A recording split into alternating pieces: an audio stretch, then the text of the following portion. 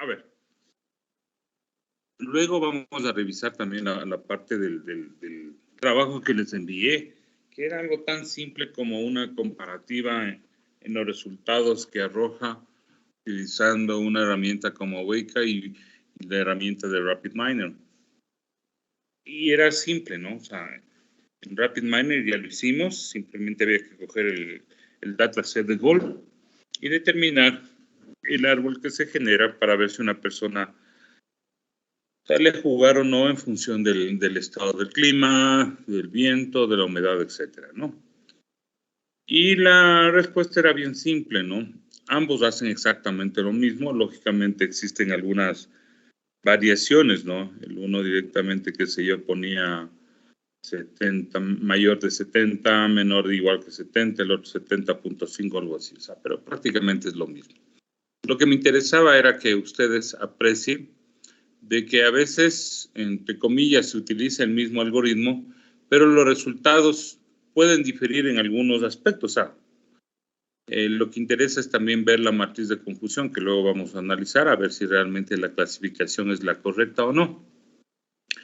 Pero como les menciono, eso también vamos a ver utilizando Python, ¿no? Para hacer algunas clasificaciones. Y van a ver que algunos resultados coinciden perfectamente, por así decirlo, pero me da más información y a veces me explica las razones de por qué se genera de pronto una rama adicional o una decisión adicional en el árbol, ¿no? No todo lo que a veces yo puedo hacer en Weka o lo puedo hacer en RapidMiner de pronto se puede hacer en Python, porque de pronto la librería todavía no está construida y que me permita hacer lo que yo necesito, ¿no? Suponiendo que existen 10 algoritmos de árboles de decisión, pero solamente están desarrollados 7, ¿no? Los otros 3 de pronto no se toman en cuenta por obvias razones o están incluidos en otro paquete. Esas a veces son las circunstancias, ¿no? Que van a ver a veces que no siempre coincide, porque hay parámetros también que uno puede modificar o añadir en este caso, y eso también altera la forma del árbol, por así decirlo, ¿no? Pero en términos generales debería generar respuestas similares, ¿no? Y eso era todo lo que tenían que hacer. Una cosa importante, si les mando a hacer algo, por favor, explíquenme los pasos, ¿no? Los pasos deben explicarme. Me capturan una pantalla, me capturan otra pantalla y generan la conclusión. Lo que también me interesa saber es si ustedes hicieron. Entonces, para eso ustedes tienen que escribir los pasos, ¿no? Escribe, a ver, voy a hacer esto, la captura de esa pantalla. Y lógicamente, pantallas que revelen qué han hecho, ¿no? Describan lo que están haciendo. De hoy en adelante ya les advierto, o sea, si ustedes no describen, como es individual los trabajos hasta el momento, si ustedes no describen lo que están haciendo y solo me ponen pantallazos que a veces no tienen sentido, o me ponen ya la respuesta final, entonces no consideré como una tarea válida, ¿no? Entonces, por favor, esfuércense y de paso eso les sirve para que se acuerden, porque ustedes saben, la mente es frágil y uno se puede ir olvidando lo que se hace, ¿no? Me hacen acuerdo también luego para indicarles los resultados hechos en Python y que van a ver que medio coincide, ¿no? Sí, coincide prácticamente. Y las diferencias con el Gold. Y de paso, como ya estoy hablando de Python, recuerden, ustedes necesitan ya instalar, vayan viendo cómo instalar, ya sea utilizando el Visual Studio Code o ustedes instalan el Anaconda, ¿no? Entonces, se puede utilizar los dos, no hay ningún problema, ¿no? Entonces, los dos se puede probar, se puede hacer. Unos tienen ciertas ventajas con relación al otro, ya eso es lo de menos. Pero mientras tanto, ustedes ya pueden pensar qué utilizar o qué instalar, ¿no? Como les digo, podrían instalar los dos, ¿ya? Visual Studio Code o Anaconda. Y podemos ir desarrollando, ¿no? Listo. Ahora lo que nos compete en esta clase, justamente, la idea es ya estar entendiendo un poco más de por qué esto de la minería de datos y cómo esta se conjuga con la ingeniería del conocimiento, ¿no? La idea normalmente es que cuando las personas pueden resolver problemas de un determinado dominio, ¿no? Porque eso hay que quedar claro. No, las personas no pueden resolver todos los problemas. Entonces, las personas resuelven problemas de un determinado dominio, de una determinada área, y a estas personas se les llama expertos, ¿no? Entonces, la idea de los expertos es que ellos son capaces, en función de los datos o la información que nosotros le proporcionamos, analizar, discernir, determinar cuáles son las causales del comportamiento o establecer un modelo que permite explicar ese fenómeno. Perfecto. Eso es interesante, pero no siempre tenemos a disposición estos expertos, ¿sí? Estos expertos además son costosos, a veces conllevan tiempo, entonces la idea de la minería de datos es eso, ahorrarnos todo ese proceso y desarrollar algoritmos que me permitan simular lo que es cómo actúan las personas, ¿no? Entonces, en el proceso de resolución de problemas, ¿sí? En un determinado dominio, ¿no? Y esto resulta mucho más fácil en el sentido de que yo puedo ir alterando los datos, la información y estos algoritmos cada vez y cuando van aprendiendo, ¿no? Y se vuelven mucho mejores. Y los puedo utilizar una y otra vez. Entonces, ¿qué ganamos con esto? Lógicamente es tiempo. Los niveles de confianza también se van incrementando, lógicamente, sin descartar, ¿no? Que los expertos son importantes. Y a veces estos algoritmos se construyen en función de cómo actúan estos expertos, ¿no? Estos ingenieros del conocimiento. Entonces ahí tenemos la forma, ¿no? de cómo se trabaja hoy utilizando herramientas de minería y en las otras, en cambio, utilizando un experto, ¿no? Y la idea es simular el comportamiento de este experto para obtener los resultados deseados. Otra de las técnicas que se utiliza mucho en minería es la del vecino más cercano, sobre todo para clasificación.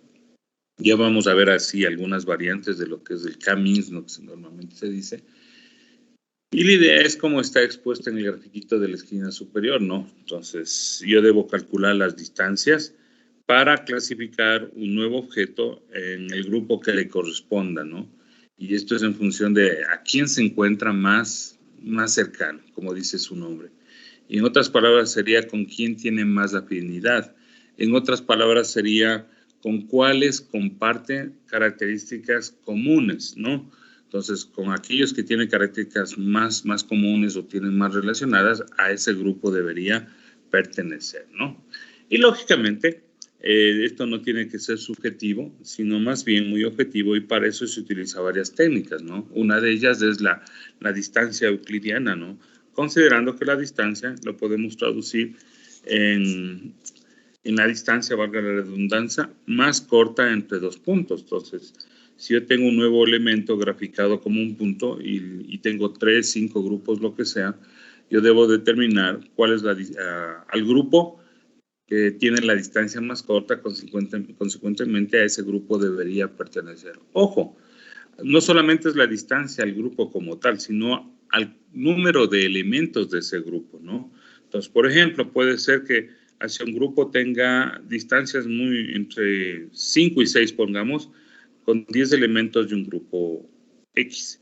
Pero un grupo Y, en cambio, tiene con 15 elementos distancias entre 5, 5 y 6, 5. Entonces, se entiende, como hay un mayor número de elementos con los cuales las distancias está en un rango más aceptable, entonces pertenecería al grupo Y y no al grupo X. En otras palabras, lo que estoy mencionando se considera también el número de los elementos a los cuales este nuevo elemento es más afín, ¿no? Entonces, eso lo vamos a entender con los algoritmos, es importante para poder saber cómo estos trabajan, ¿no? Entre los elementos con los que puede trabajar el vecino más cercano, me dice está limitada a datos no estructurados, correos electrónicos, archivos de procesador de texto, archivos PDF, hojas de cálculo, imágenes digitales, etcétera, ¿no? Y explicamos por qué son elementos no estructurados, ¿no? Se trata de archivos que pueden ser almacenados y administrados sin que el sistema tenga necesidad de entender el formato del archivo. Al no estar organizado el contenido de estos archivos, pueden ser almacenados de manera no estructurada, lógicamente. Y la idea de aplicar un algoritmo del vecino más cercano es que identificaría, por así decirlo, aquellas características que son comunes y organizaría, por ejemplo, en el tipo de archivo que corresponde, ¿no? Yo le doy un archivo, yo no sé que tenga ese archivo, simplemente le pongo en este sistema experto que utiliza estos algoritmos de minería y tranquilamente el resultado sería a qué grupo pertenece este archivo. O sea, podría identificarlo de esta manera, si es un archivo PDF, si es un archivo de procesamiento, si es una presentación, es uno de Excel, es una imagen, un sonido, de pronto dentro del sonido puede haber una subclasificación si es de tipo WAV, si es de tipo MP3, MP4, qué sé yo, ¿no? Un montón de opciones que se tienen.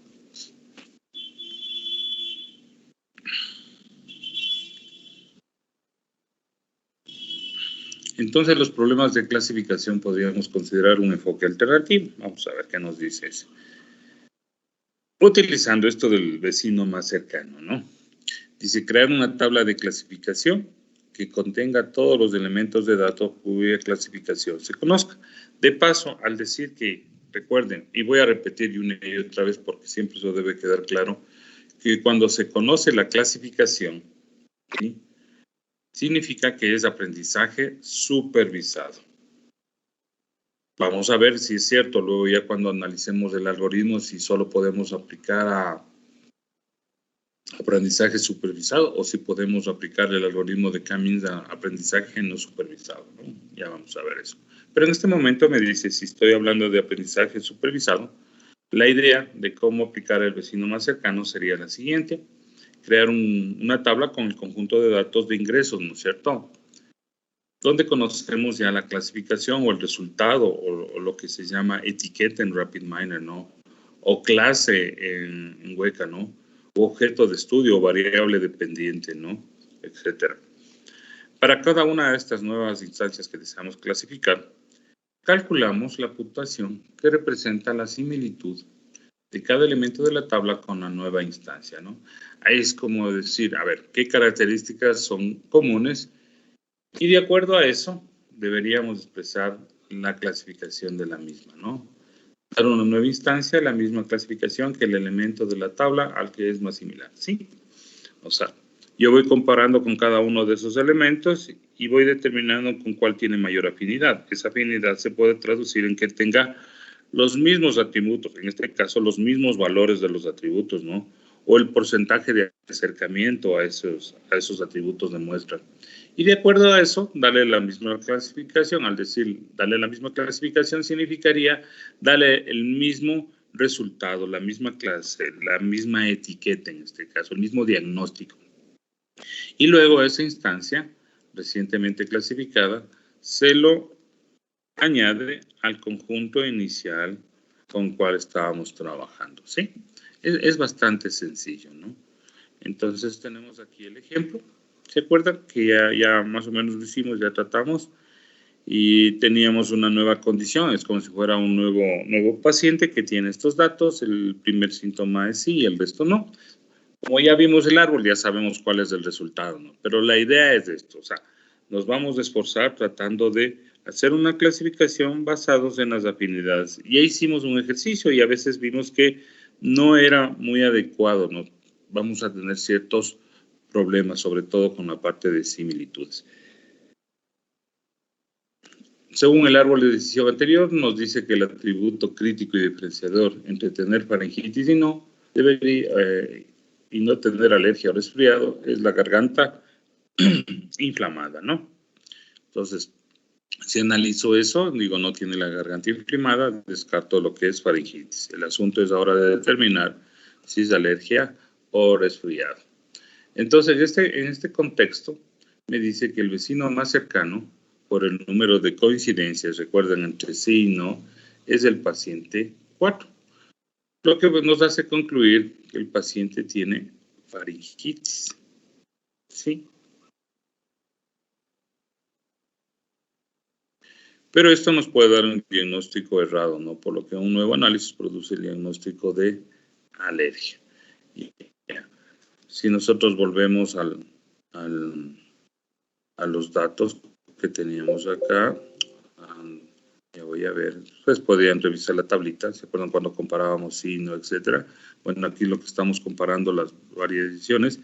Y se acuerdan que nos daba el paciente que tenía faringitis y luego más allá también que era alergia. Y la idea era que qué mismo tiene, no sé si es faringitis o alergia. Entonces, esto de afinidad sí puede resolver los problemas, lógicamente. De una manera, así a grosso modo puedo decir aceptable, ¿no? Pero a veces tenemos estos problemas y para eso necesitamos recurrir a otra información. Por ejemplo, podríamos decir el número de casos en los cuales también es afín y coincide el diagnóstico, ¿no? Es como quien dice ahí, la mayoría gana.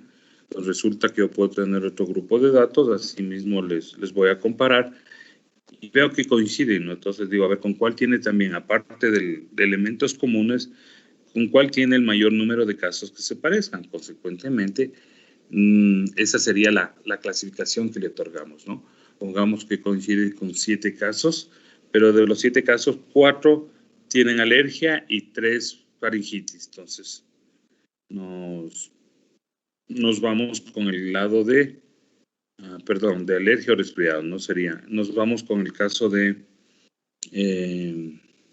alergia, ¿no? Y no resfriado, o sea, 4 a 3. ¿Sí? Entonces son elementos que nosotros tenemos que ir incluyendo para perfeccionar, ¿no? El método de clasificación, en este caso, que nosotros vamos a utilizar o aplicar sobre los datos. Ahora bien, me he puesto mal la diapositiva, ¿no?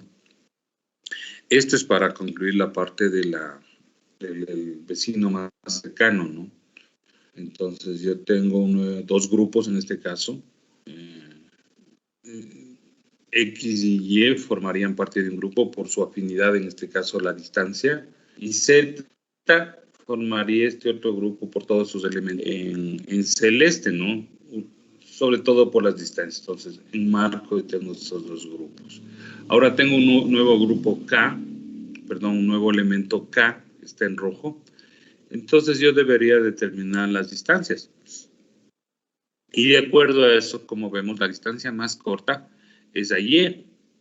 Consecuentemente, yo podría decir K debe pertenecer o ser parte del grupo X, Y. Asimismo comparo, ¿no? Puedo decir, y de igual manera, al segundo elemento que es X de ese grupo, también la distancia entre K a X es menor que la distancia de K a Z. Entonces, eso vuelve a ratificar o mejora el algoritmo, por así decirlo, que K tiene una distancia más corta a 2 elementos del grupo que está en verde. Consecuentemente, eso hace que el nuevo grupo que se formaría sería X, Y y K. ¿Sí? Entonces, no solamente es que encuentre una distancia, por así decirlo, a un primer elemento y diga, ya está. Pueden existir más elementos a los cuales la distancia de este nuevo elemento K también sea más corta en comparación con algún elemento del grupo de Z. Consecuentemente, si tengo mayor número de elementos sobre los cuales determino que las distancias son mucho más cortas, consecuentemente eso ratifica o afirman que es mejor el algoritmo, en otras palabras, y que K pertenece al grupo de X y Y. Entonces no se olviden, cuando nosotros ya programemos esto, vamos a ver que podemos variar un factor en este caso, o un parámetro sería, para ver que al menos se considere no solamente una distancia, se consideren 10 distancias, 20 distancias, 30 distancias, etc. Eso hace que la clasificación sea mucho mejor. De acuerdo. Ahora vamos a volver a repetir un poquito el proceso de lo que se aplica en minería de datos y ya van a ver las razones, ¿no? Todo tiene un porqué. Entonces no se olviden que siempre es bueno obtener los datos, a determinar las fuentes de los datos, pueden ser fuentes con datos ilimitados, por así decirlo. Ya estaríamos hablando de Big Data en este caso. Vamos a procesar estos datos, lo que muchas veces se llama un preprocesamiento de datos, donde vamos de la cantidad de datos, vamos a elegir realmente datos que se correspondan con el fenómeno que quiero estudiar o vamos a modificarlos, hacer limpieza, transformarlos, etcétera, ¿no? Porque el algoritmo que utilizamos no solo trabaja con valores numéricos y suponiendo dentro de los numéricos solo trabaja con enteros, ¿no? Otros me dicen, no, solo trabaja con rangos, entonces los números ponen un rango, etcétera, ¿no? En otros casos que donde podemos ver se llama, es como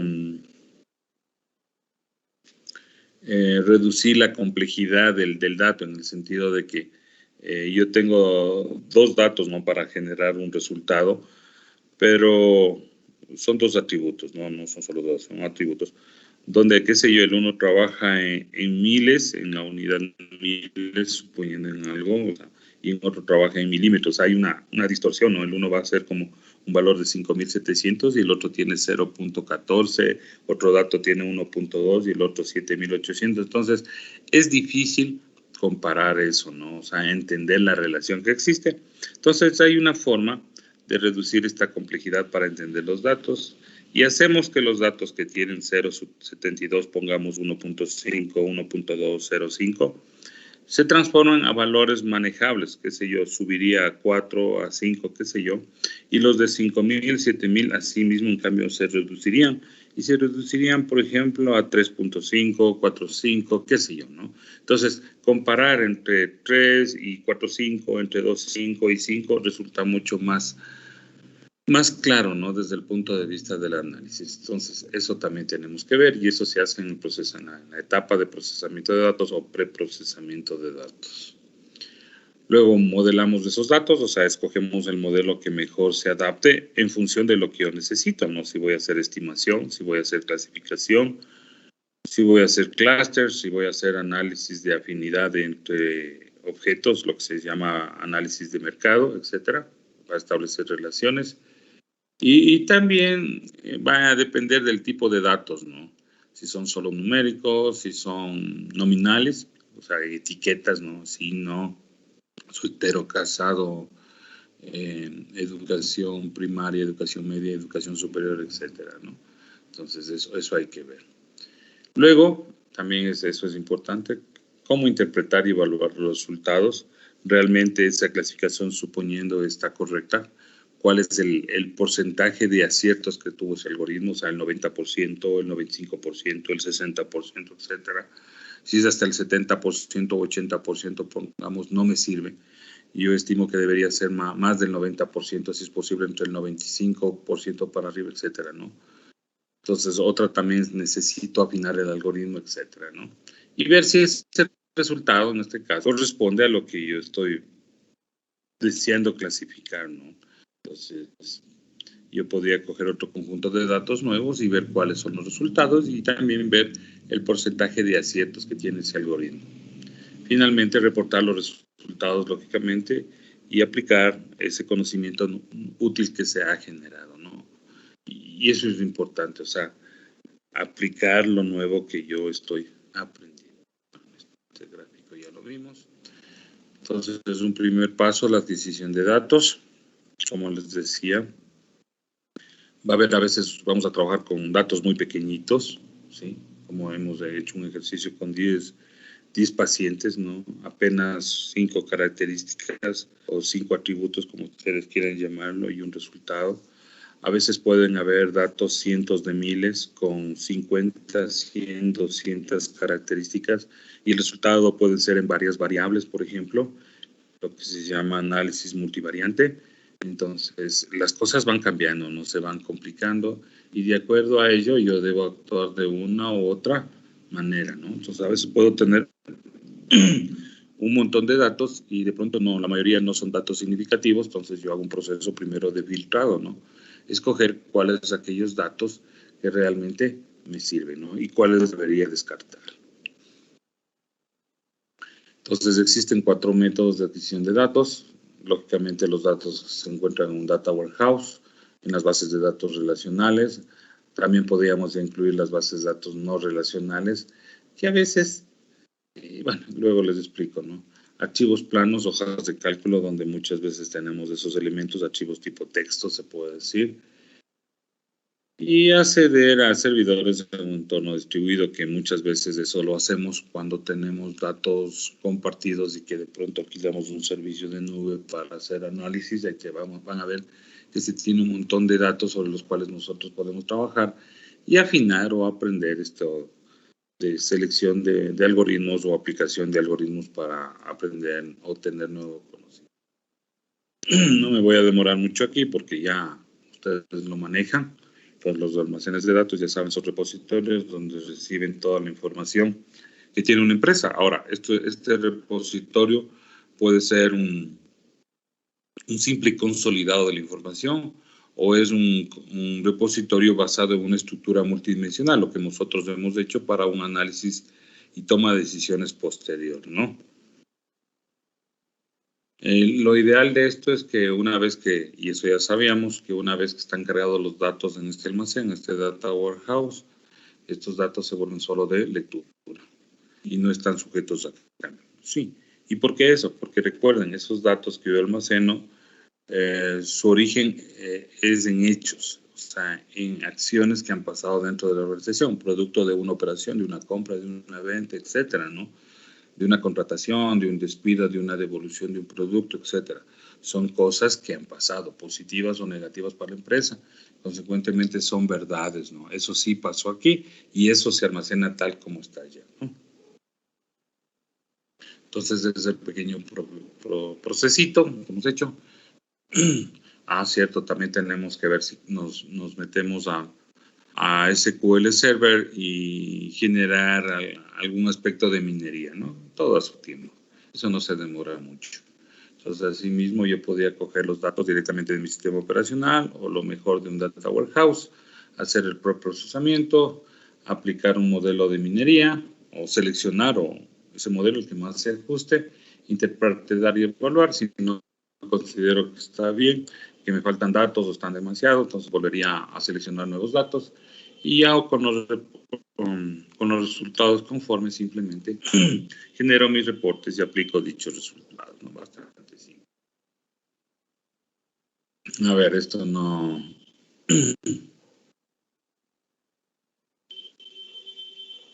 A ver, lo que interesa es el último texto, no se puede decir, el último párrafo, donde igual, ¿no? En estos almacenes la redundancia, en estos almacenes se utiliza por los organismos de minería de datos para desarrollar patrones que representan el conocimiento descubierto. Sí, o sea, un patrón es un modelo, ¿no es cierto? Un esqueleto de cómo las cosas están funcionando. ¿En base a qué? A los datos, pero justamente la repetición de estos datos, como se menciona ahí, la redundancia de datos, afianza ese modelo, ¿no? Es como quien dice, yo tengo 1.000.000 de casos de estudios y en esos determino de que en el 90% de los casos, que serían 900.000 casos, si tienen las glándulas inflamadas, el resultado es faringitis. Perfecto, hay un 90% de confianza sobre ese resultado. Y esa redundancia, que haya pacientes con faringitis, garantiza que se va a obtener un mejor algoritmo, ¿no? Ya esto de las bases de datos relacionales, ya lo sabemos, datos distribuidos también lo vimos, normalmente vienen de las redes sociales, como ya sabemos, es donde está más distribuido las cosas, Twitter, Instagram, Facebook, ahora está, ¿cómo se llama el otro? Telegram, sí, Signal y todo eso, ¿no? Entonces, todo lo que haya, páginas web y todas esas cosas, ¿no? Lo bueno que ahora existen ya páginas donde me proporcionan herramientas de pronto para recabar datos del comportamiento, por ejemplo, de acceso a la página de una empresa para ir recabando esa información y luego hacer el procesamiento, ¿no? En función de cuántos clics dio en esa página, en función de cuánto tiempo permaneció en una determinada página el usuario y otros elementos, ¿no? Si regresa a una página, cuánto avanzó dentro de la navegación, etcétera, ¿no? Eso me permite entender el comportamiento de las personas y poder determinar si algo de la página o páginas que yo tengo construidas realmente le interesó al usuario o no. Porque alguien podría quedarse en una página y se quedó dormido, dejó abierto, ¿no? Entonces, los algoritmos son capaces, lógicamente, y los sistemas se puede poner reglas. Más de media hora, suponiendo, se descarta porque se entiende de que la hoja, o sea, también tenemos que tener cierto conocimiento, se puede leer suponiendo máximo en 10 minutos, exagerado 20, pero no 30 minutos, ¿no? Significa que le dejó abierta la página y ese dato no se debería tomar en cuenta. El preprocesamiento de datos es el componente que más tiempo consume y es menos gratificante en el proceso de análisis. Sí, lógicamente es pulir la información, ¿no? Los datos pueden contener valores faltantes, perdidos y ruido, y eso vamos a ver también con los ejemplos, ¿no? Que a veces tenemos que convertirlos de unos datos que vienen ahí en pantalla, lo tenemos que subir a un archivo Excel, luego generar el archivo CSV o archivo texto, que no me coge la coma, lo que pasaba, que me genera con punto y coma y no con la coma, que la coma me da problemas cuando yo trabajo con miles, ¿no? A veces el separador de miles es coma y el de decimales es un punto, pero los datos se leen con separación de coma y me hace un lío, ¿no? Entonces, eso también tenemos que ir mejorando, ¿no? Tener estrategias para la primera o segunda vez nos coja ese problema, pero ya luego sabemos cómo resolverlo y listo, ¿no? Entonces, asimismo, ¿qué pasa si hay valores perdidos? Esos valores perdidos en porcentaje son significativos o no. A esos valores perdidos les puedo poner un valor promedio, por ejemplo, para ver que no afecte y esperando de que no afecte el estudio, ¿no? Eso también ahí aplicamos un poco de estadística. Si hay ruido, en este caso, si hay distorsión de los datos, en vez de que llegó 2.3, todos los 2.3 me están poniendo como 2.8, ¿no? O sea, el ruido se generó en este caso porque tenía el documento y los 2.3 más parece 2.8, ¿no? Entonces, visualmente parece más 2.8. La persona que va a ingresar esos datos piensa que es 2.8 y todos los 2.3, vuelvo y repito, me puso 2.8, ¿no? Es igual cuando ustedes escriben mal. Yo tengo un problema con el 9 y el 4, ¿no? A veces el 9, hay gente, la forma como yo escribo el 9, piensan que es 4, pero para mí es 9, pero mucha gente piensa que es 4, ¿no? Entonces ahí tengo el ruido, entonces yo debo tener cuidado en eso, sobre todo en operaciones bancarias o registros, lo que sea, que ponga como 9, ¿no? Y así tenemos todo el mundo ciertos inconvenientes. Por ejemplo, si yo si pusieran a analizar, qué sé yo, algún escrito mío, manuscrito, ¿no? Se puede decir. Es mío, ¿no? Por ejemplo, un parámetro que el algoritmo algún rato aprendería es que yo tengo dificultad en escribir el 9, ¿no? Escribo 9 como 4 y viceversa. Consecuentemente, de pronto ese parámetro diría, no, escribió Edison, ¿ya? En cambio, otra persona tiene alguna forma de escribir la P, la J, la T, la A, etcétera. Y es lo que va aprendiendo el algoritmo para descifrar realmente si esta persona es el autor de ese escrito, ¿no?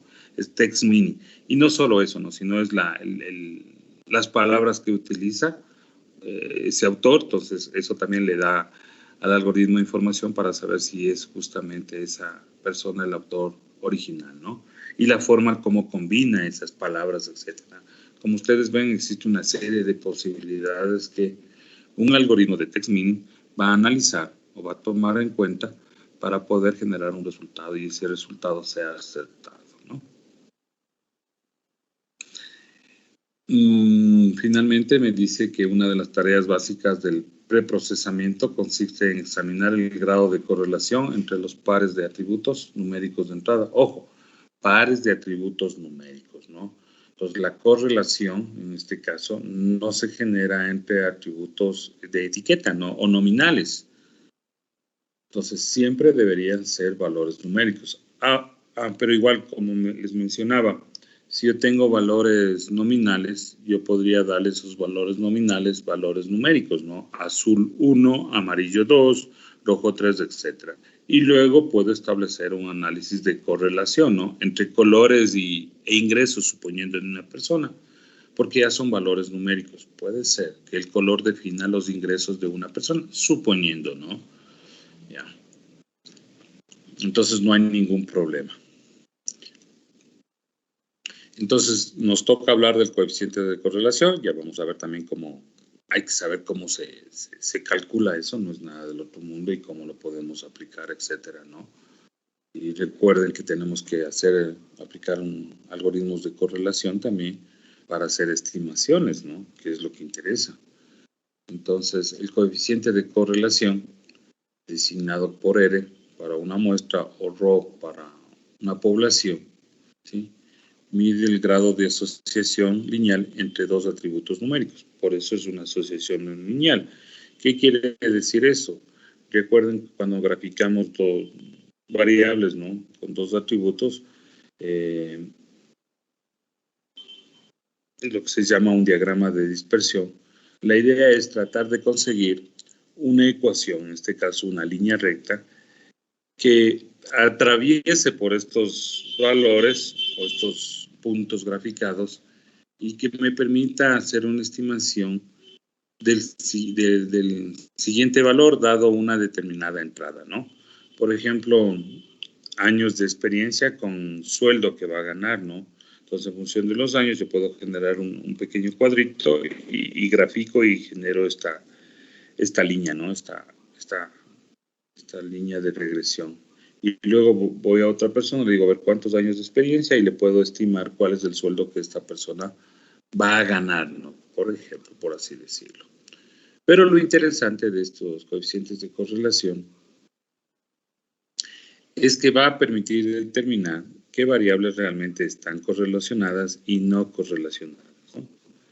Y es importante eso porque si tengo variables correlacionadas, o sea que va a hacer que mi experimento o mi modelo fracase, en el sentido de que le va a direccionar hacia una misma respuesta, por ejemplo, o grupo de respuestas. ¿Por qué razón? Porque esos elementos son afines, y como son afines con la respuesta, por así decirlo, que se va a generar. La idea es que cada variable que esté utilizando o cada atributo en el experimento sean lo más posible independientes, ¿no? O sea, no sean causa y efecto. O sea, si yo como más, significa que gasto más. Sí, es como causa y efecto. Si como menos, gasto menos, aparentemente. Sí. Entonces, para mí puede ser que sea causa y efecto. Si como más, gasto más. Si como menos, gasto menos. Que no es tan cierto, ¿no?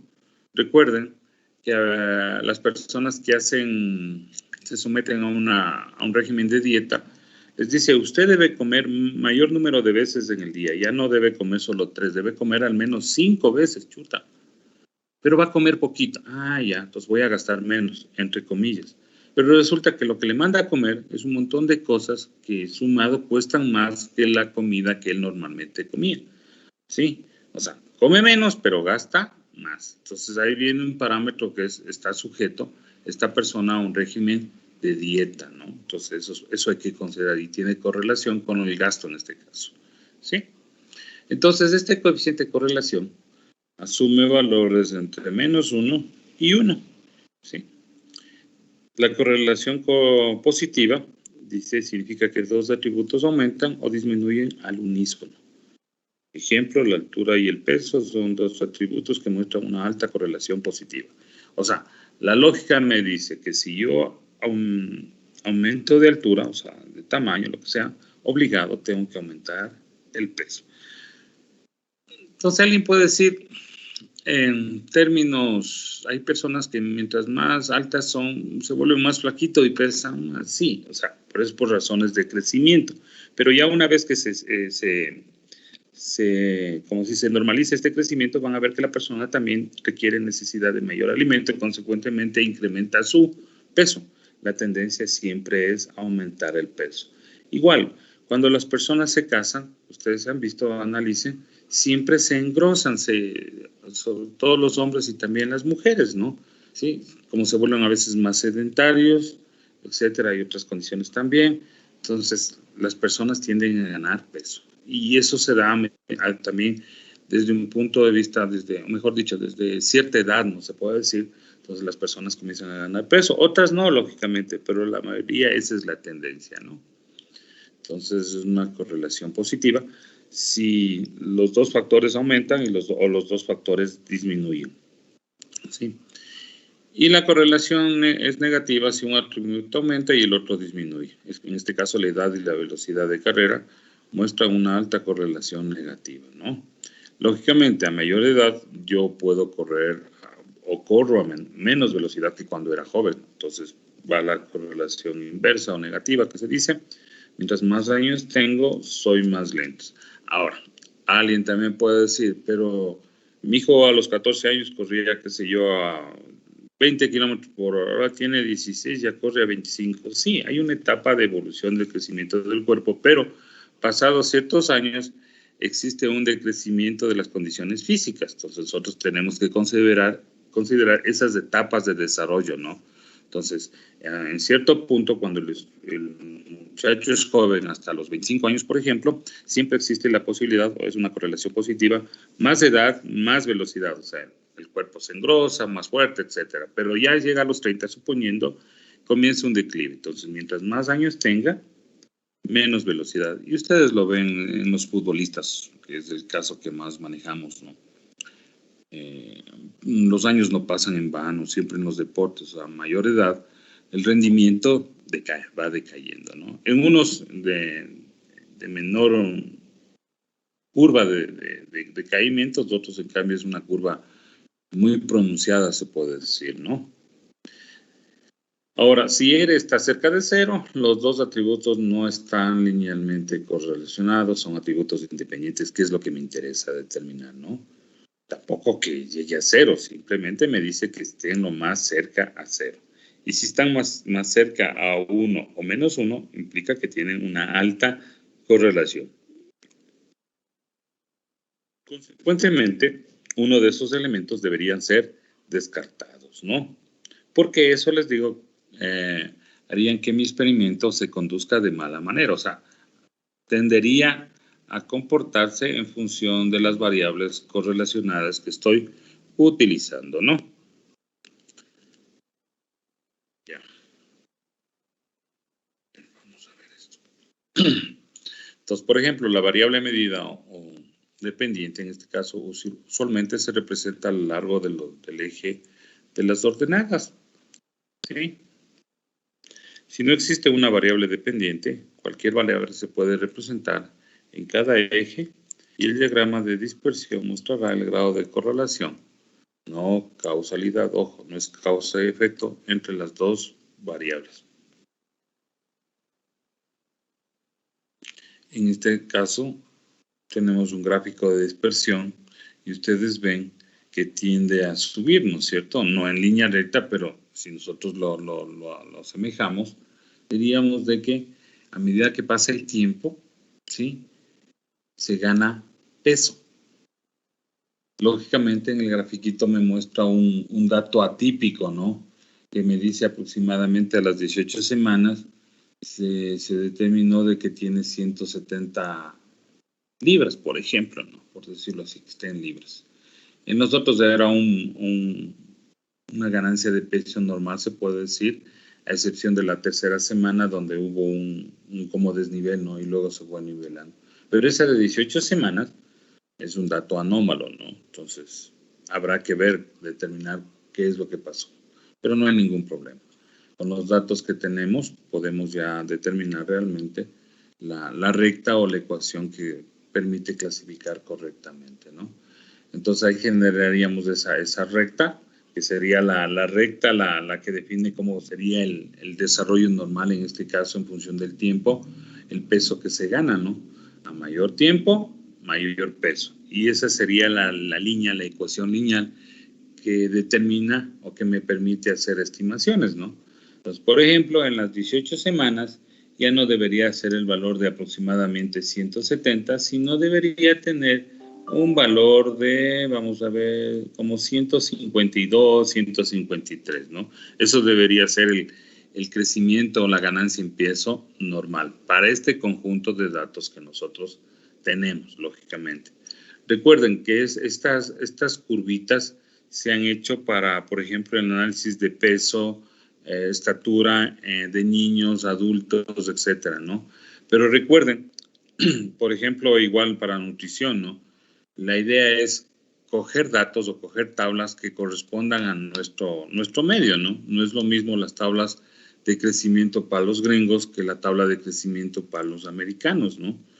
Entonces, si nosotros suponiendo que el primer gráfico fuera no semanas, bueno, sería años, ¿no? Por ejemplo, y el otro a la altura, entonces este crecimiento estaría normal, pero en los gringos el crecimiento normal sería el de acá, ¿no? Del 1,70, 1,80, etcétera, ¿no? Entonces, la curva vendría más arriba.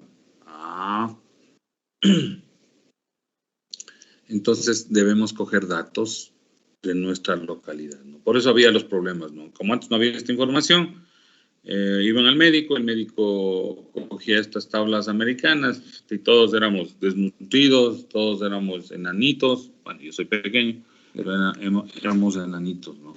Entonces, una muchacha, una chica aquí normalmente está entre 1,55 y 1,60, ¿no? Más o menos es un tamaño promedio. Y para nosotros está bien, pero si van a otros lados, sí, esas chiquititas, ¿no? Sí. Entonces aquí 1,70, 1,75, así, es normal, es alto, ¿no? Pero en otros lados es pequeño. Lo normal es 1,85, 1,90, ¿no? Entonces varían las cosas. Entonces, como ustedes ven, esta recta, luego en el tercer grafiquito, ya me permite determinar, por ejemplo, a la semana 20 cuál debería ser tu peso, ¿no? Es como 158, 159, quién sabe, ¿no? Y no considera, lógicamente, el algoritmo es lo suficientemente inteligente para no considerar ese elemento atípico, se puede decir, ¿no? Ahora, si es solo uno, está bien, no afecta mucho a la curva, pero si son muchos, va a afectar a la curva, ¿no? Ya luego vamos a ver que podemos tener otro grupo de datos donde una recta no explique bien el comportamiento, ¿no? Necesitamos utilizar curvas. Y eso es chévere, y van a ver que se puede graficar una serie de datos utilizando curvas, ¿sí? Entonces, y ahí sí, resultan ecuaciones de grado 2, grado 3, grado 4, ¿no? Es como decir x al cuadrado, x al cubo, x a la cuarta, x a la quinta, ¿no? En función del número de curvas que son necesarias para representar un grupo de datos. Entonces, para concluir esto de la dispersión, tenemos los gráficos normales de dispersión, se puede decir, ¿no? Entonces, tenemos una correlación positiva, R cerca de 1, el primer gráfico, todo hacia arriba, o sea, si X crece, Y también crece. La correlación negativa, en cambio, si X crece, Y decrece, ¿no? ¿Sí? O viceversa, ¿no? Entonces, esa es cercana a -1, es como la pendiente, en otras palabras. Pendiente positiva, pendiente negativa. En el tercer gráfico, donde tenemos una serie de puntos que aparentemente generan un círculo, no existe correlación lineal aparente, entonces R va a darnos como resultado que va a estar cercana a 0, ¿no? A veces cercana a 0, es decir, 0,001, por ejemplo, o a veces 0,02, sí, cercana a 0. Y finalmente, el último gráfico, que es una relación curvilínea, R también está cerca de 0, ¿no? Recuerden, esto es diagrama de dispersión para establecer una correlación lineal entre valores numéricos y normalmente se aplica entre dos variables, ¿sí? Entonces debe darme una línea recta. Entonces, si no es una línea recta o no puede generar la línea recta correspondiente, consecuentemente no existe correlación, ¿no? Pero como les digo, luego vamos a ver que podemos graficar también la curva o las curvas que representan a ese conjunto de datos. ¿Qué debemos tener consideraciones en la minería de datos? Deberían ser el aprendizaje supervisado o no supervisado. En algunos casos es necesario para generar un modelo que el algoritmo o los algoritmos de minería que utilicemos sean supervisados. En otros casos no necesito predecir, sino más bien clasificar, pero en cambio en función de ciertos atributos. Entonces eso es un algoritmo no supervisado, o sea, donde no me interesa el resultado, en este caso el diagnóstico, la conclusión final, etcétera, la clase, el objetivo, etcétera, ¿no? Entonces, lo que únicamente me interesa es formar grupos. Entonces, lo hago por criterios de afinidad, ¿no? Ejemplo, yo puedo tener a ustedes en el curso y les digo, voy a formar grupos en función de su sitio de nacimiento, ¿no? No me interesa otras características, simplemente en función del nacimiento genero los grupos. No me interesa si son hombres o mujeres, porque eso podría ser otro criterio de clasificación. Digo, a ver, los hombres a la derecha, las mujeres a la izquierda o viceversa, ¿no? Otro criterio puede ser los que tengan pelo oscuro y los que tengan pelo claro, igual ojos oscuros, claro, etcétera. Son simplemente criterios, ¿no? Y eso simplemente es formar grupos solamente en base a factores de afinidad, nada más. ¿Qué instancias de los datos de ensamblados se utilizarán para construir el modelo y qué instancias se probarán el modelo? Sí, o sea, lo que se llaman dataset de training y training dataset y el otro test dataset, ¿no? Los conjuntos de datos de prueba y conjuntos de datos de entrenamiento. Normalmente se puede hacer una separación de 80-20%, 70-30%, 60-40%. Es en función del número de datos que yo tenga, ¿no? Cuán consolidados estén los datos. Entonces, muchas veces se hace 80-20 y no hay ningún problema, ¿no? O sea, la mayor cantidad de datos, eso sí, para entrenamiento y un grupo minoritario para probar, ¿no? Cuán bueno es el modelo. ¿Qué atributos se seleccionarán de la lista de atributos disponibles? Lógicamente, yo puedo tener 50 atributos. Los 50 me interesan. Por ejemplo, cuando vayamos a ver el conjunto de datos del Titanic para ver quién sobrevivió o no, ¿sí? En función de ciertos atributos, de pronto hay un atributo que se llama el número de la cabina, ¿no? O sea, o el número de la habitación donde estaba alojado esa persona. Entonces, ese es un atributo que no sirve, simplemente es informativo, ¿no? O sea, en otro contexto me serviría decir, es la cabina 1A, significa que está en primera clase y está en el primer piso, ¿no? Simplemente es para ubicación. Pero para decir que eso determina en el algoritmo que vamos a ver si se salva o no, habrá que ver, ¿no? Vamos a ir midiendo, ¿no? Pero, como les digo, me adelanto un poco, ¿no? Decir dónde está en la cabina, no tiene incidencia, se puede decir. En otras circunstancias vamos a ver que sí, ¿no? Pero por lo pronto no. Las herramientas de minería de datos requieren que el usuario especifique uno o más parámetros de aprendizaje, ¿sí? ¿Qué parámetros se deben usar para construir un modelo, para representar mejor los datos? Justamente esos parámetros hay que ver. Necesitamos parámetros físicos, necesitamos parámetros, por decirlo así, en cuanto al negocio, por ejemplo, la profesión que tiene el usuario, el cliente, la religión que tiene, el tipo de tarjeta que utiliza, la forma de pago, qué es lo que le gusta comprar, cuál es su hobby preferido, a dónde se va de vacaciones, qué sé yo, ¿no? Y aparte de dónde trabaja, el sueldo que tiene, la edad, todas esas cosas, ¿no? Hay que determinar qué es realmente. Y lo otro es la interpretación de los resultados.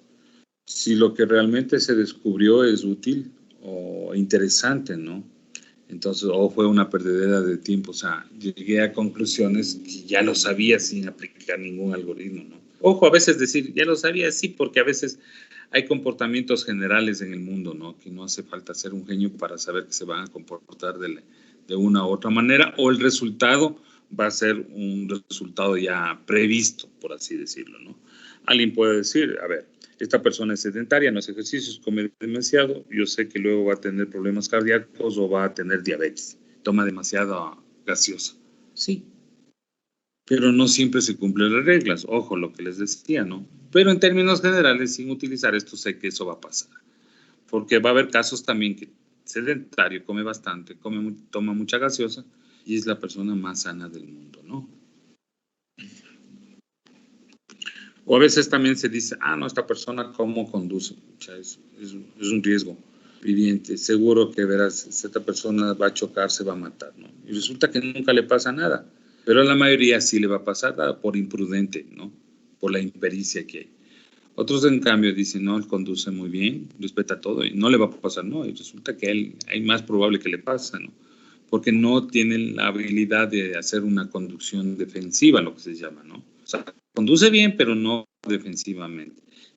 Y recuerden, cuando ustedes siguen cursos de manejo, lo que tienen licencias siempre les dicen hay que conducir a la defensiva. O sea, no solamente cuidarse de respetar las señales de tránsito, sino también visualizar al resto de conductores, cómo están manejando, cómo se van a comportar, o sea, tratar de adelantarnos, ¿no? Y generar la maniobra correcta. Por ejemplo, a veces uno se le ve a un conductor que solo está viendo a un lado y no se preocupa del lado que tú vienes, ¿no? Entonces, a veces es bueno pitarle, o sea, es conducción defensiva.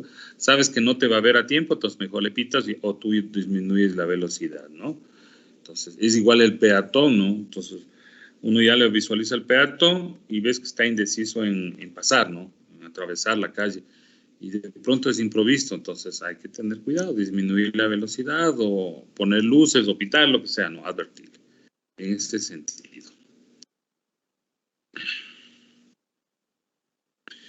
Igualmente, como siempre hemos dicho, si los resultados no son los esperados, es necesario repetir el experimento, cambiar algunas variables, modificar ciertas condiciones, en este caso, tratemos con valores más numéricos o tratemos con valores más nominales, etcétera, para ver si el modelo mejora, en otras palabras, ¿no? Por así decirlo.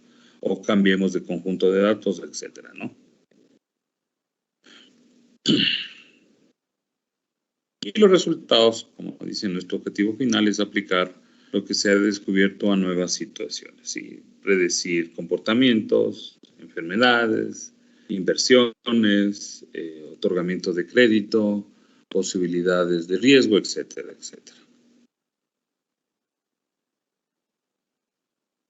A ver. Esto es un ejemplo típico, ¿no? Es como descubrimos un modelo de relación que existe entre el comportamiento de X con relación a lo que compra o cuando va a comprar X, ¿no? ¿Qué producto se lleva? Entonces se descubrió que un porcentaje inusualmente alto, o sea, bastante alto, de personas que compran pañales para bebés, el jueves también compran cerveza. Lógico, estos datos son tomados de Estados Unidos, ¿no? Donde tienen este comportamiento. Supongo que todavía lo mantienen, ¿no? Y se compran pañales y también compran cerveza, ¿sí? Los americanos son dados a tomar mucha cerveza, ¿no? Y en cualquier momento, no es como nosotros para fiestas o lo que sea, ellos todo el tiempo a veces toman. Ven televisión y están tomando cerveza. Como hay deportes, toman cerveza. Y lógicamente cuando hay bebés, el mejor pretexto para comprar una cerveza es ir a comprar los pañales del bebé. Y otra, como dice, yo no puedo salir porque tengo el bebé, entonces tomémonos una cerveza. Es parte de la cultura, ¿no? Y ustedes han visto mucho, ¿no? Llega a una casa, quieres una cerveza o quieres un vino, ¿no? Pero normalmente es cerveza. ¿Tienes algo que tomar? Sí, una cerveza, en lata o en botella, lo que sea, ¿no? En cambio, nosotros ni para los pañales a veces nos alcanza, ¿no?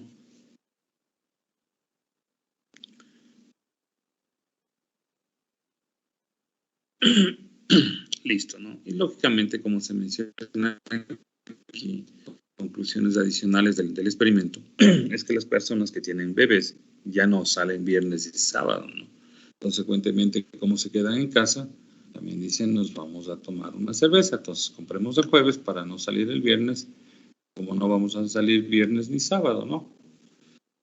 Muy bien, chévere. Ya. Y la lógica me dice que los supermercados van a poner la cerveza junto a los, sí. Entonces, ¿para qué le hago caminar más al usuario si yo sé que va a llevar pañales y cerveza? El orden vamos a ver, ¿no? Eso luego se puede estudiar. Si compra primero cerveza y luego los pañales, o compra primero los pañales y luego la cerveza. Recuerden, si a la gente le gusta tomar cerveza, ¿qué es lo que va a hacer? No compra primero la cerveza porque de pronto no le alcanza para los pañales y le mata a la mujer. Pero primero compra los pañales y luego va a comprar cerveza. Si no le alcanza, simplemente cambia de pañales o compra menos pañales, pero lleva cerveza, ¿no? Ya saben lo que es la vida. Preguntas. Ahora, retomando el tema, ya es la teoría en sí que ya se está acabando, ¿sí? El Big Data y la computación en la nube son las principales razones para la evolución de las ciencias de la decisión moderna, ¿no es cierto? Pero ¿qué significa exactamente? Podría considerarse como datos de tal volumen que para procesarlos requieren más de los recursos locales disponibles, ¿no es cierto? Entonces, por eso es necesario de otras herramientas, esta computación en la nube, etcétera, etcétera, ¿no? Y por eso es lo que ha crecido. O sea, no es que creció, a alguien se le ocurrió y dijo, hagamos computación en la nube, alquilemos estas herramientas, estas tecnologías. No, no, es por las necesidades que, bueno, se dieron cuenta de que era posible generar algoritmos de minería para ser aplicados a grandes volúmenes de información, ¿no? Y por eso el Big Data, como veíamos, ya actualmente se considera o se define a través de las 5 Bs que mencionamos. En el gráfico que les mostré, que era de unos pocos años atrás, apenas 3B. Ahora es volumen, velocidad, variedad, veracidad y valor, ¿no? Entonces, no, antes era solo volumen, variedad y velocidad, ¿no? Entonces, se incrementó la parte de veracidad en el sentido de que realmente esos datos provienen de fuentes confiables. Recuerden que ahora se puede simular datos, ¿no? Y no son datos reales, sino productos de una simulación. Por eso es importante la veracidad. Y luego el valor de ese dato. ¿Ese dato realmente tiene un valor o simplemente es un dato que existe, pero no significa nada, ¿no? Entonces, un dato que tenga valor, por ejemplo, es la cantidad de dinero que gasta una persona, el número de créditos que tiene esa persona, el número de operaciones bancarias que hace esa persona, etcétera, etcétera, ¿no? Entonces, esos datos tienen valor. Si es casado, si es soltero, número de hijos, si tiene casa propia o no, etcétera. ¿Cuál es el consumo, por ejemplo, en gastos de luz, agua, teléfono? También eso dice, ¿no? La capacidad que puede tener una persona, ¿no? Etcétera. Y ya hemos visto todo esto. Esta definición deja claro que las soluciones para el Big Data requieren varias máquinas de trabajo que estén procesando en forma conjunta. Para hacer frente a este desafío buscamos la computación distribuida y en la nube. Ya, eso ya. A ver, vamos a ver esto. El valor intrínseco y el valor real. Eso se resuelve con esta gráfica. A ver. En el tiempo, el valor de una empresa va cambiando, ¿no es cierto? Lo que se refleja en el valor de las acciones de esa empresa. Y ustedes pueden coger una página y buscar el valor de las acciones de Apple, de Microsoft, de Motorola, lo que sea, ¿no? De Walmart, de Amazon, etc. Igualmente, con la valoración que se hace de las empresas.com normalmente, ¿no? A veces se menciona que la valoración de esas empresas.com son demasiado sobrevaloradas, ¿no? Con relación realmente a lo que valen. El problema es cómo medir eso, ¿no?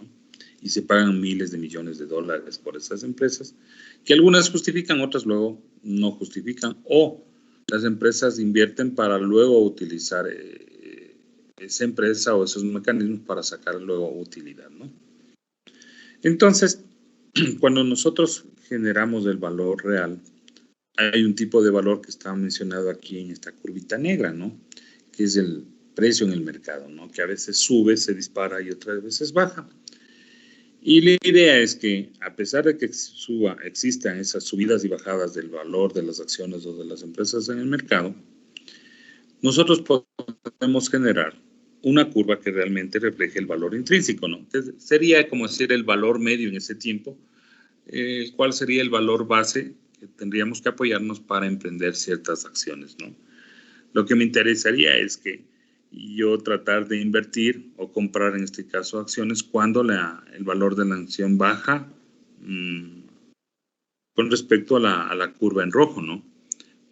Pero con el riesgo, lógicamente, de que baje demasiado y al final tenga pérdidas. Pero la idea es eso, dice, a ver, también compra cuando ya esté cerca de la línea roja, porque yo sé que estas van a subir y luego puedo recuperarme, ¿no? Esa es la idea. Siempre existe un valor real y un valor intrínseco. La idea es generar algoritmos que me permitan determinar ese valor intrínseco, ¿no? Y en función de eso, tomar una decisión de comprar o vender acciones, comprar o vender empresas, que es uno de los aspectos más utilizados en esto, ¿no? Esto se podría graficar también con el valor de los terrenos, por ejemplo, aquí en Ambato. Nosotros podríamos tener una línea roja intrínseca, lamentablemente aquí en cambio el valor de los terrenos siempre estarían sobre la línea roja. O sea, son demasiado caros en Ambato, o sea, se exageran en los precios aquí. Hay un valor que me da el municipio, ¿no? Que es un estimado en función de la superficie, el tipo de construcción, bueno, la localización, y determina más o menos el precio, ¿no? Por ejemplo, dice en esta zona el valor del metro cuadrado es $300, en esta zona es $100, etcétera, ¿no? Pero cuando se va uno a preguntar, no le están vendiendo a $200 el metro, le están vendiendo a $500 el metro, $1000 el metro. O sea, es una barbaridad, ¿no? Es una exageración. Entonces, ustedes van a ver que muchos sitios están a la venta ya por mucho tiempo, porque, perdón, no existe algún gil, perdón por decirlo así, que a veces pague demasiado, ¿no? Imagínense, me piden 200,000, con 200,000 me puedo comprar 2 casas, con la una arriendo y ese arriendo me sirve para pagar el préstamo, ¿no? Por ejemplo, por decirlo así, ¿no? Entonces, es una barbaridad. ¿Preguntas?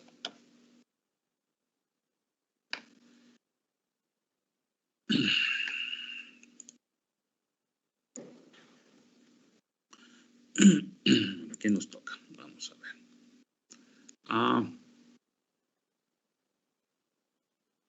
Antes de continuar, vamos a ver esto. A ver, en RapidMiner, vamos a ver el ejercicio del gol.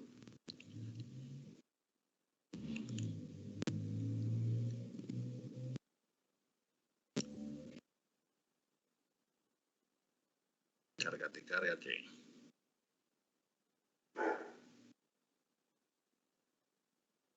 Ya, empiezo en blanco. Debería haber cogido datos. Aquí estaba el gol. Pongo así. Ya. Simplemente le puedo poner set role. No selecciono los atributos porque sé que todos los atributos le voy a utilizar. Y luego le ponía el tree, ¿no? Yo busco el tree y aquí tengo el árbol de decisión. Siendo lo más fácil. Listo. Y le conecto. Aquí me da un warning porque no escogí el atributo clase. Entonces le digo que es jugar. Y es de tipo label en este caso, ¿no? Y ya está. Y le proceso. Y este era el resultado, ¿no? Las reglitas aquí. Aquí está el 77.5%, etcétera, etcétera. Ya. Entonces me dice cómo está el clima, si está fresco, si está lluvioso, soleado, ¿cómo sería? Caluroso, qué sé yo. Mucho sol. Entonces, si está fresco, voy a jugar. Si está lloviendo, determino si hay viento, no juego. Si no hay viento, si juego. Si está soleado y veo la humedad, ahí me interesa la humedad. Si hay menos humedad del 77%, por ejemplo, si juego. Si la humedad es mayor del 77%, no juego, ¿no? Aquí, por ejemplo, no se tomó en cuenta un atributo, el de la temperatura, ¿no?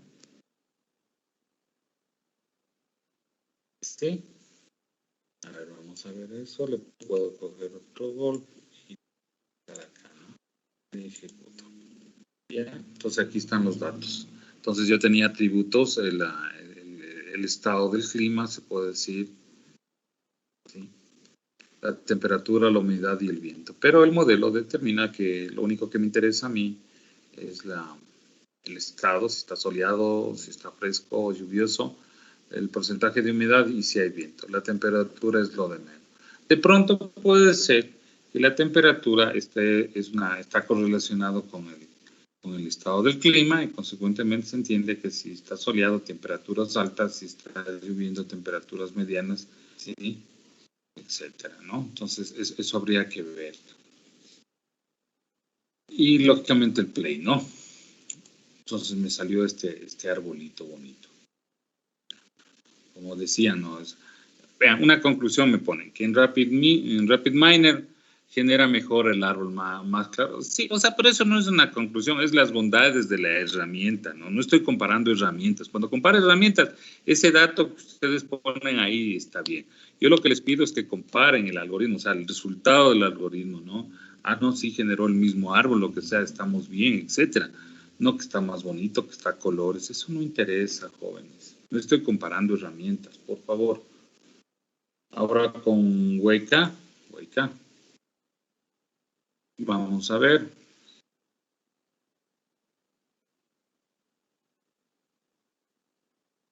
Aceptamos.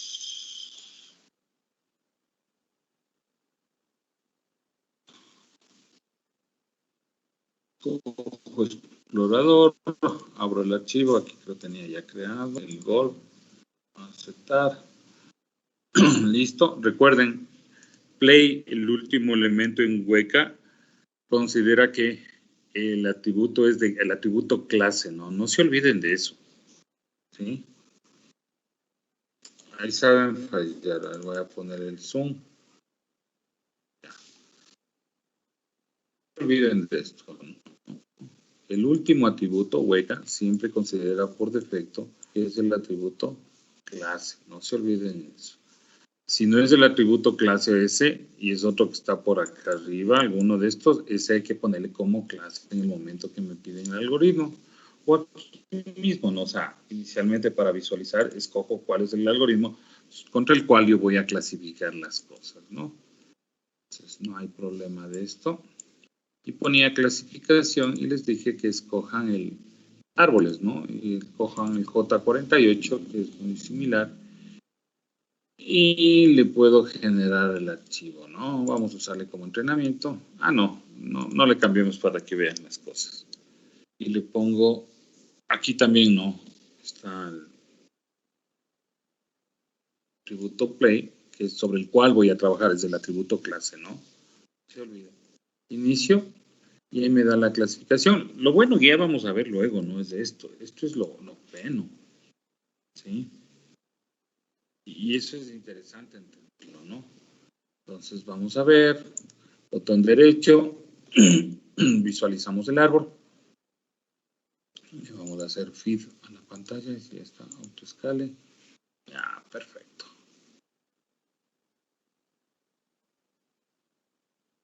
Y le ponemos con el de Rapid Miner.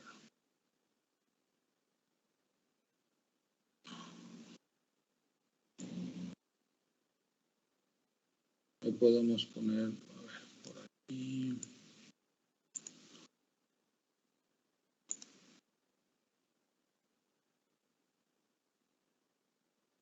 Ya, ahí se ve, ¿no?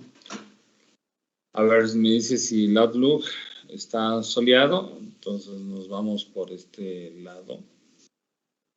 Entonces va a preguntar la humedad, igual aquí no está soleado, sunny. La humedad mayor que 75%, 77.5%. Aquí consideró el 75%. Ahí viene la variación, o sea, el gráfico es exactamente el mismo, se podría decir, ¿no? Los resultados vamos a ver si coinciden, ¿no? En el número de casos, eso también habría que determinar. Por ejemplo, en cuando ya decide jugar el overcast, cuando está normal, son 4 sinos, así juega, el número de ítems. Y eso representa el 28.57% del total de las muestras. Acá también tenemos 4, perfecto, ¿no? Habría que comparar con el viento, que me dice que no hay viento, y me dice que sí juega, me sale 3. Y ustedes ven que en el de Weka también está y es 3.0, ¿no? Está perfecto. En no, debería salirme 2, perfecto, coincidieron los porcentajes. Y se entiende que por humedad también debería haber no 3, perfecto. Y sí, hay 2, ¿no? Bueno, me está tapando. Entonces coinciden esos valores, ¿no? Ahora, para separar, ¿no es cierto? Generar una rama, en un caso es 77.5 y en el otro es 75, ¿no? Entonces, claro, uno puede decir, está más preciso. Habrá que ver, ¿no? Habrá que ver. Y es la forma como internamente trabajan o le configuran al algoritmo, ¿no? En este caso me dio el resultado perfecto, se puede decir, ¿no? Entonces, Comparativamente hablando, decimos, se pueden generar los mismos resultados. Se generó el mismo número de sí y mismo número de 2, que es lo que interesa, ¿no? Por favor. Ahora, estos 75 y 77.5, si le doy más casos, podría afectar la decisión, ¿no? Entonces, el uno solo es 75 y el otro 77. Si pongo temperaturas o pongo condiciones que se vayan a tomar en cuenta en función de estos valores de humedad. Ahí sí va a afectar, ¿no? Por ejemplo, yo tengo muchos casos entre menor de 77, le pongo 76. ¿Sí? Entonces el 76, 76 en este caso se va por el no. ¿Sí? Con 76. Pero aquí, en cambio, se va por el sí. Entonces ahí comienza a ver las diferencias, ¿no? Entonces a veces hay que tener cuidado, ¿sí? Puede ser que resulte así, puede ser que resulte no. Los nuevos valores de 76, por ejemplo, como le vuelvo a poner en este conjunto de prueba, resulta que aquí ya me saca ya no 75, sino también 76. Este también se iguala y se pone 76.5, ¿no? Tampoco hay que ser literales en lo que les estoy mencionando, ¿no? Habrá que ver y el algoritmo sigue funcionando bien. Entonces yo les pedí comparar de esa manera, no que el uno sea más bonito que el otro, el uno sea colores o no, sino los resultados como tal. Pues coincide el número de sí, coinciden con las condiciones que estoy aplicando en sí los árboles, ¿no? Y lógicamente aclarar que la distinción en este caso eran los valores de humedad, ¿no? 75.5%, que puede ser porcentaje o humedad, ¿no? Sí, porcentaje de humedad con relación al 75, nada más. Pero a pesar de eso se puede decir que generaron los mismos resultados. ¿Ya? Ahora, si me quedo con este de RapidMiner y aquí cojo el Decision Tree, ustedes van a ver que hay varios criterios, ¿no? Como les decía, esos criterios a veces son las variables que también puedo jugar en Weka, que puedo para determinar, ¿no? Como dice ahí, criterio, ganancia en ratio, vamos a ver ganancia en información o el gain normal, ¿no? Máxima altura, o sea, el árbol de hasta 20 de altura, yo le puedo decir no solo genera árboles de hasta 5 de altura, etcétera, ¿no? Si el árbol está podado, ¿sí? Si aplico una prepoda al árbol, etcétera, el nivel de confidencia, que vamos a entender bien eso, la ganancia mínima, el tamaño de la hoja mínima son de 2, pueden ser de 3, pueden ser de 4, solo de 1, etcétera, ¿no? Etcétera. Yo configuro eso. Igual en Weka, ¿no? Entonces yo tengo el algoritmo aquí, botón, y aquí encuentro un montón de opciones que también puedo yo modificar, ¿no? Y eso altera el resultado. Pero lo que más, en este caso, me interesa es esta matriz de clasificación, ¿no? Que responde a esto. Instancias correctamente clasificadas 9, ¿no? Porque todavía no llegó a ese análisis, ¿no? Como tal. Pero yo estoy diciendo que instancias clasificadas 9, instancias mal clasificadas 5. Y eso, miren, el porcentaje de clasificación es bajo, 64%. Terrible. Entonces, mal el algoritmo en esto, ¿no? O sea, y eso también lo vemos reflejado en la matriz que luego vamos a ver ya con más claridad, pero me adelanto, donde me dice la matriz de confusión, ¿no? Me dice, ingresaron 5 instancias donde no tenía que jugar, porque eso es no iba a jugar, pero de las 5, 2 me clasificó bien, en green pongámosle está bien, pero 3 me clasificó mal, pongámosle en azul, ¿sí? Estas me clasificó mal. De las 5 instancias que salía, que estaban clasificadas como no, que no iba a jugar, 2 me clasificó bien, pero 3 me puso mal. En cambio, en Y me dice que entraron 7 muestras donde decía que sí iba a jugar, y 9 muestras, de las 9, 7 me clasificó bien y 2 me clasificó mal. ¿Sí? Entonces, arriba me dijo 9 bien clasificadas. Entonces, ¿cómo tengo las 9 bien clasificadas? Es sumando los elementos de la matriz principal, ¿no? Que es esta. Entonces, 7 más 2 es 9, 9 bien clasificados y sumo la otra diagonal, sería 5 mal clasificados, ¿no? Por eso me da estos resultados acá, de 9 bien clasificados y 5 mal clasificados, ¿no? Entonces, del total saco los porcentajes y obtengo esto, ¿no? Y el kappa, como ustedes ven, como el valor es bajo, este kappa también es bajo, ¿no? Se tiende a 1. Los errores también se incrementan, etcétera, ¿no? El error absoluto relativo es 60%. El error cuadrático relativo es 97%. Terrible, ¿no? Ya. Son informaciones importantes que aquí no me da, pero sí podemos obtenerla. Pronto ya les voy a mandar como trabajo que obtengan esa información, pero todavía no, porque es importante. Listo. ¿Desea guardar los cambios? No. ¿Desea guardar los cambios? No. Perdón, aquí te aseguro si es al revés. Sí. Y como les decía, necesitan instalar Visual Studio Code, ¿no es cierto? No sé. Y aquí tengo el grafiquito, ¿no? Vamos a ponerle ¿dónde estás? Diagnóstico,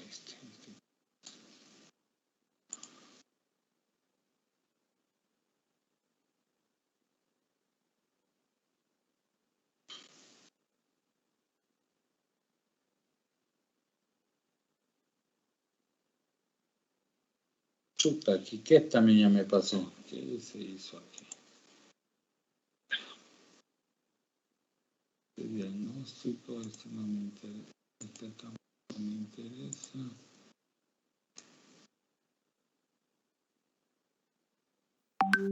Está generando la salida. Este es el ejemplo de faringitis, alergia y resfriado, ¿no? Y miren, aquí también puedo yo generar estos elementos, ¿sí? Y aquí me da con el Gini, ¿no? Que llamamos de otra forma de ganancia, ¿sí?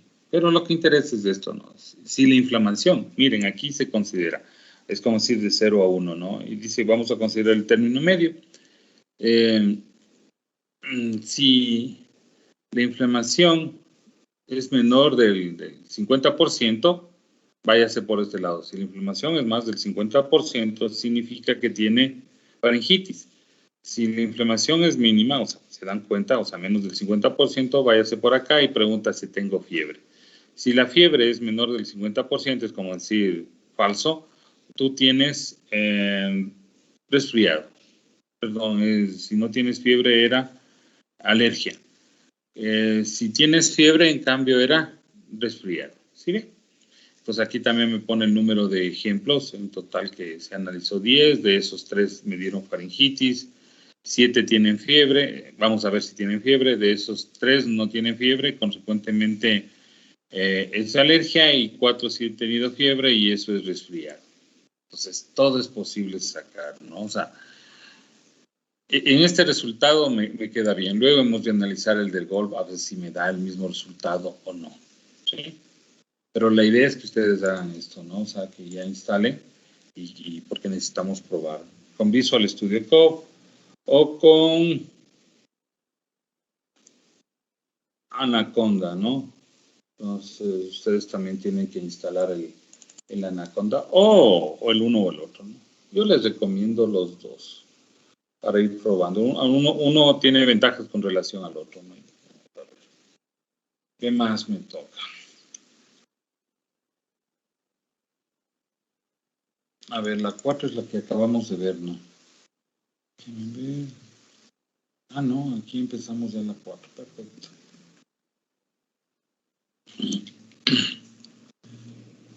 Vamos a tratar de acabar esto de la teoría básica. Ya.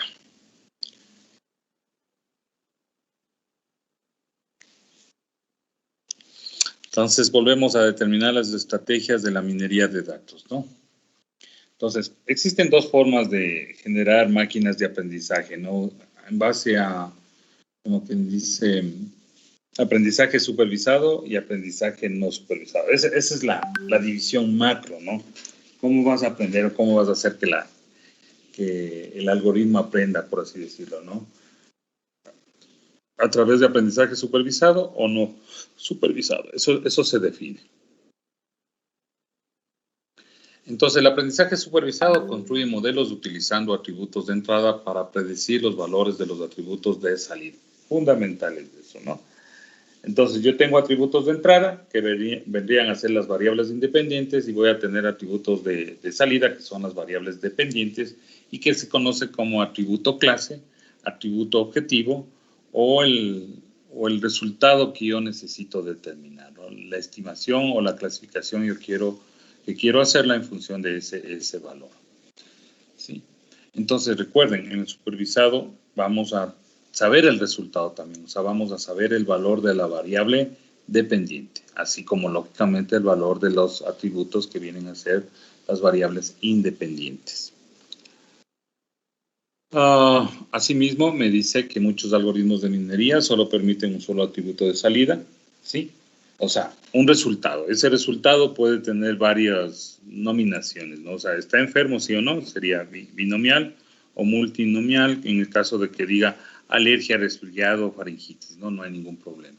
Pero es una sola variable. Esa variable puede tener varios valores, ¿sí? En otros casos, en cambio, puede generar dos variables, o sea, dos resultados como tal, y cada variable puede tener un valor y al final el resultado es una combinación de esos valores de las 2, 3 o 4 variables, ¿no? Entonces, eso es importante. Por ejemplo, podríamos decir, yo tomar los datos de los estudiantes y determinar si ese estudiante va a aprobar la primaria, va a aprobar la secundaria y si va a aprobar la universidad, ¿sí? Entonces, yo puedo tener tres valores ahí de salida, ¿no? Tanto para la primaria, para la secundaria y para la universidad. Entonces, inicialmente el algoritmo me va a funcionar medio bien porque está prediciendo muy al futuro, ¿no? Pero bueno, a medida que voy aplicando el algoritmo, con los datos iniciales, sí podría calcular con mucha certeza, se podría decir, si un estudiante va a aprobar la primaria.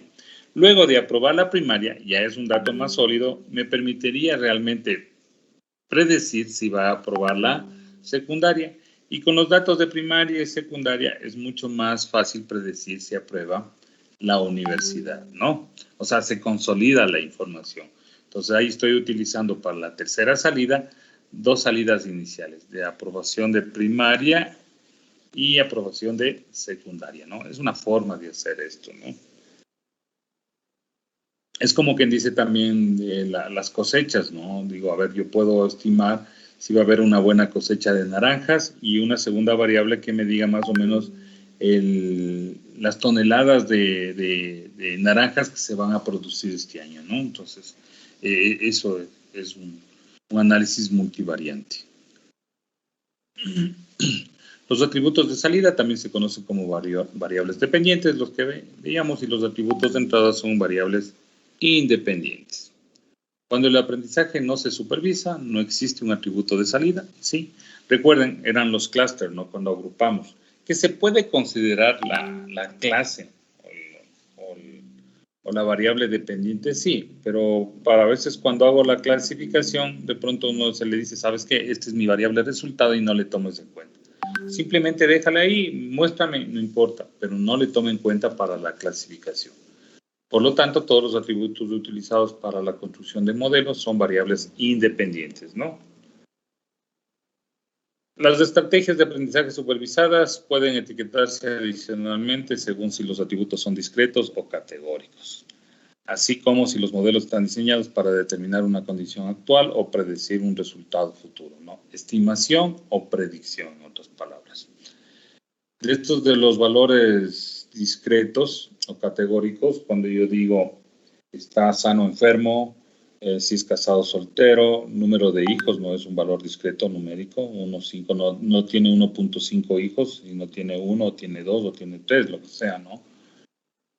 Categóricos en el caso del diagnóstico, ¿no? O sea, exactamente si es alergia, resfriado o faringitis, etcétera, ¿no? Pero también puede haber valores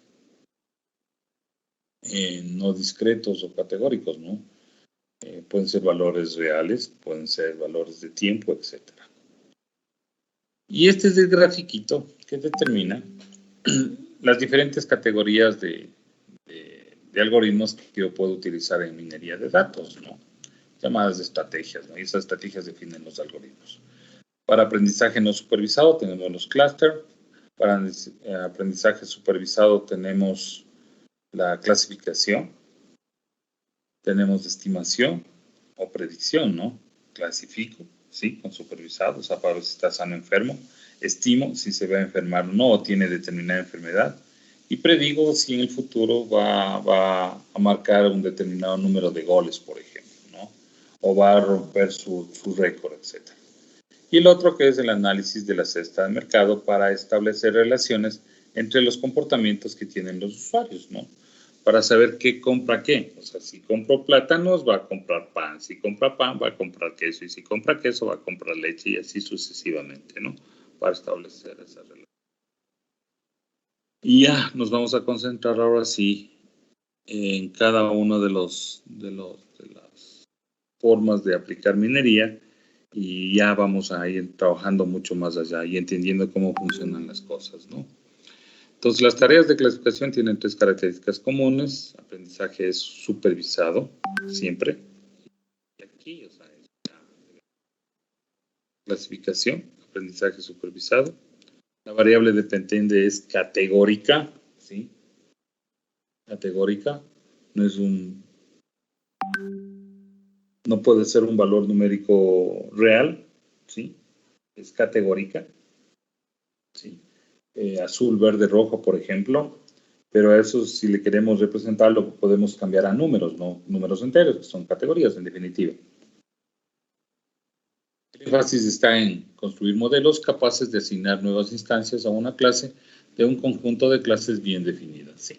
En otras palabras, cuando yo clasifico en 3 grupos, por ejemplo, o 3 resultados, como ustedes quieran verlo, y cuando tengo una nueva instancia, un nuevo dato, un nuevo paciente, un nuevo cliente, etcétera, aplico el algoritmo y a este paciente, a este cliente, le clasifico en el grupo que le corresponde, ¿no? De acuerdo, lógicamente, al modelo de clasificación que estoy utilizando.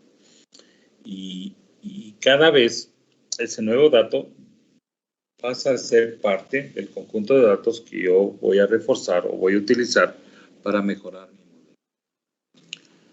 Determinar las características que diferencian a las personas que han sufrido un ataque al corazón de los que no lo han hecho. Entonces, por ejemplo, es un problema de clasificación, ¿sí? Entonces, ¿qué características deberíamos tomar en cuenta? El peso, el tiempo de coagulación de la sangre, si tiene diabetes o no, el número de pulsaciones, ¿no? La frecuencia cardíaca, un histograma de frecuencias en cuanto a los latidos del corazón, si tiene anemia, toda una serie de cosas, ¿no? Y eso definiría realmente si puede tener o va a tener o va a volver a tener un ataque al corazón, ¿no? O va a tener problemas cardíacos en definitiva. Desarrollar un perfil de una persona exitosa. Vean, es un tanto más complicado ahí, ¿no es cierto? Porque de pronto muchos parámetros podrían ser subjetivos. ¿Qué consideramos una persona exitosa? Lo primero que deberíamos definir. A ver, les pregunto a ustedes para romper el monólogo que estoy haciendo. A ver, señor Manzano, Javier, Rojas, Edison. ¿Usted cómo define a una persona exitosa? Para usted, ¿qué es una persona exitosa? Que tiene un buen trabajo, que tiene varias cosas como, por ejemplo, carro, o edificios, casas, algo así.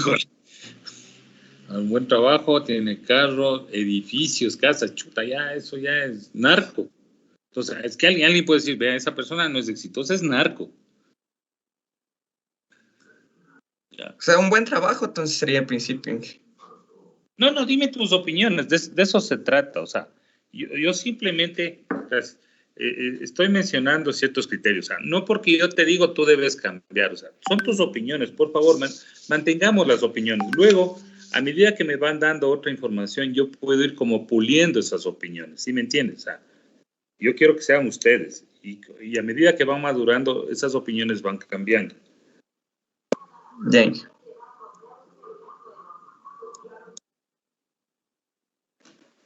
Ya. A ver, por ejemplo, para el señor Morocho, ¿qué es exitoso? Claro, Inge, dígame. Ya le pregunté. ¿Me puede repetir la pregunta, por favor? No No. escucho muy bien. Cero, señor Morocho. Usted no participa, no viene a clases. Aquí estoy, Inge, sino que no escucho muy bien. ¿Qué consideras tú como una persona exitosa? Aquella que tiene los valores correctos y que siempre prioriza el bienestar de los demás y después antepone el suyo. Ya, entonces para mí esa definición es de una persona buena, no una persona exitosa. Estás definiendo una persona buena. Y recuerda, cuando una persona es buena, como tú dices, no antepone sus propios deseos y atiende los deseos de otras personas, o sea, se preocupa del resto. Normalmente son personas que viven para el servicio y son personas muchas veces pobres, por así decirlo, ¿no es cierto? Porque consideran que la riqueza o la fortuna no es importante para ellos para ser feliz. Y si te das cuenta las connotaciones, o sea, lo que quiero que ustedes entiendan es que ahí vienen los problemas, ¿no? O sea, ¿cómo definir que alguien es exitoso? O sea, el problema de esto es encontrar aquellos atributos que definan y que la gente entienda y que diga, no, sí, sí, está bien. Esto considero que es importante para que una persona sea exitosa. Cuando se les pregunta así en forma abierta, muchas veces las personas no quieren decirlo de la manera que ellos consideran el éxito. Interiormente yo puedo decir, tener mucho dinero, perfecto, está bien. Pero si digo tener mucho dinero, chuta, la gente me va a ver mal, van a decir que soy ambicioso. No. Y por esas circunstancias a veces no expresamos lo que nosotros realmente sentimos. Por eso les pido que digan, no hay ningún problema. Si yo considero que el éxito es tener dinero, está bien, entonces un parámetro. Y luego hago un montón de encuestas y digo, sí, parece que es un parámetro interesante el dinero. Ahora, el otro problema es determinar cuánto dinero.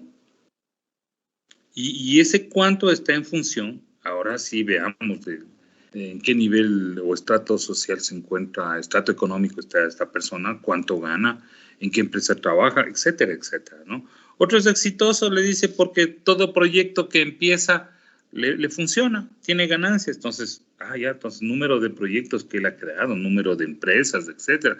Eso es el éxito, ¿no? Exitoso es de pronto, alguien puede decir que cumplió todo su programa de estudios, suponiendo, ¿no? Llegó a hacer hasta, no el doctorado, sino el postdoctorado, se declaró científico, eso es exitoso, ¿no? O sea, hay muchas variables, pero justamente para encontrar esas variables debemos preguntar, debemos ver una fuente donde nos permita medir que es exitoso, ¿no? Y como ustedes ven, eso también es complicado, o sea, definir qué datos me sirven y qué no me sirven. Y el éxito a veces puede variar de una región a otra, ¿no? Entonces alguien dice, sí, no tengo mucho dinero, tengo lo suficiente, pero yo me considero exitoso en la vida porque cumplí todos mis objetivos, ¿no? De pronto me gradué de la universidad, eduqué a mis hijos muy bien, nunca me ha faltado alimento, qué sé yo, vivo en una casita no ostentosa, una casa pero es cómoda, qué sé yo, eso es el éxito para esa persona, ¿no?